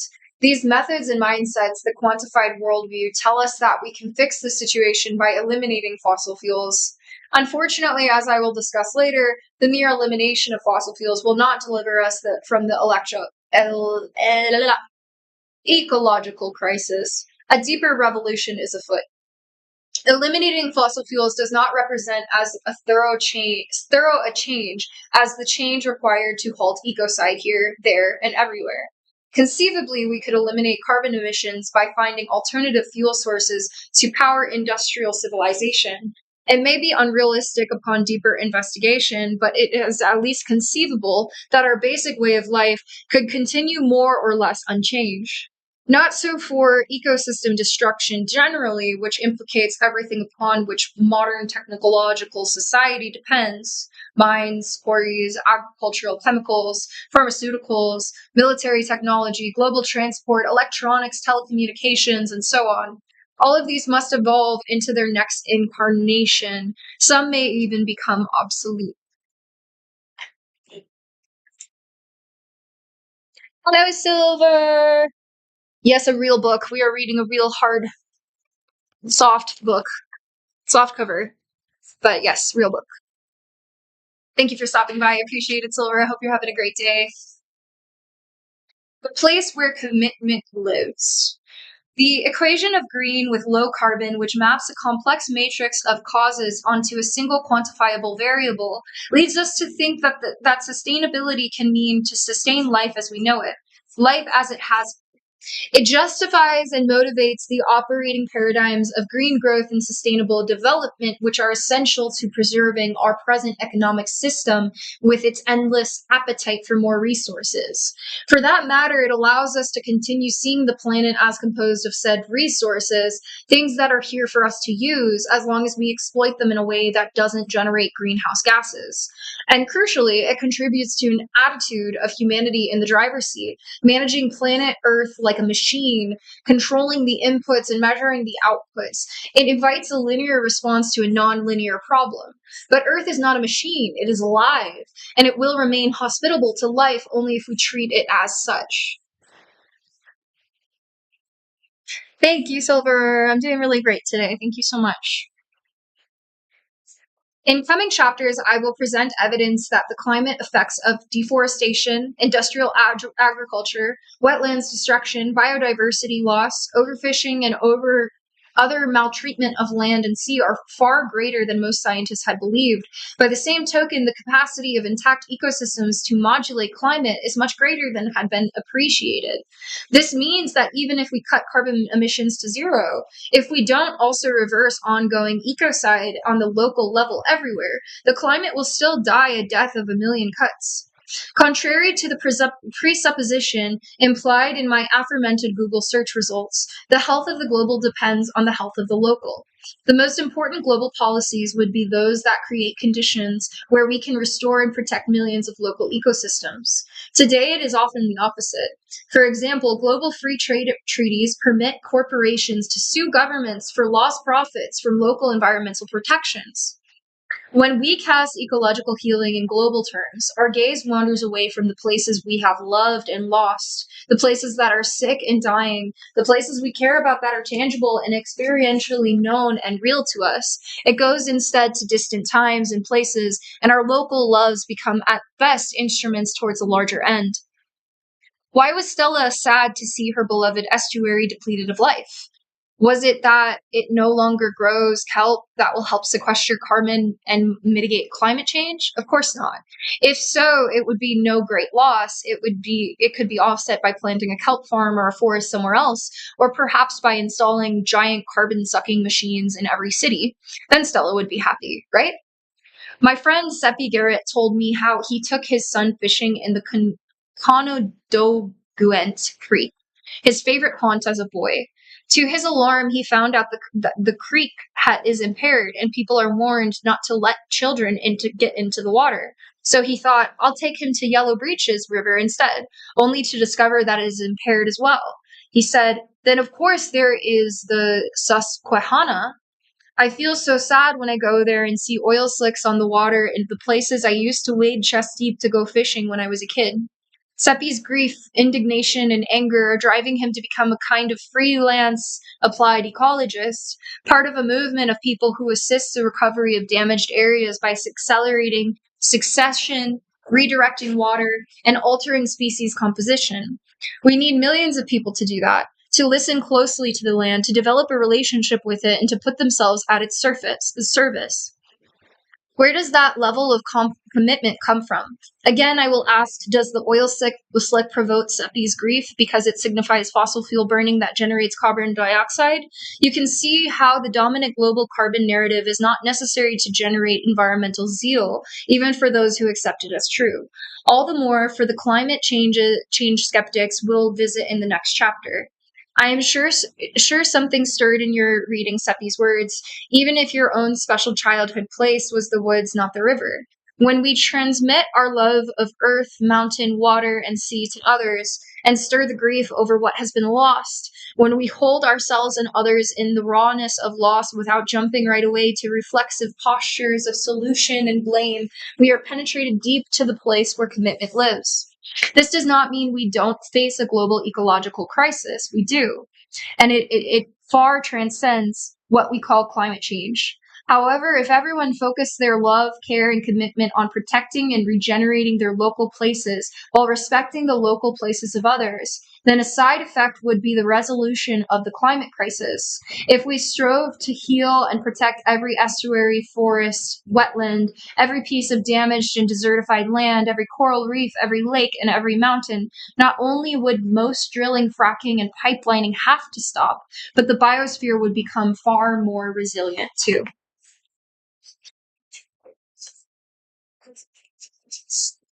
Absolutely, Silver. It's all about what this book's. Yeah. We gotta put people and planet over profit. Like, we can have, like, a free trade, capitalist-like system, but when profit is the priority over the people and the planet, that's obviously, like, where we see so much pain and destruction.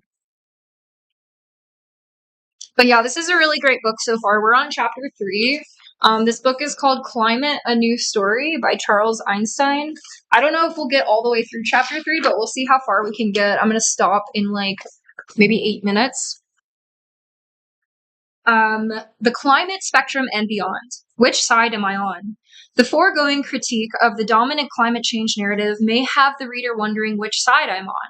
That is always the most important question in a war. Do I, in spite of my critique of reductionism, still affirm the basic principle that carbon emissions pose a grave and immediate threat to the climate?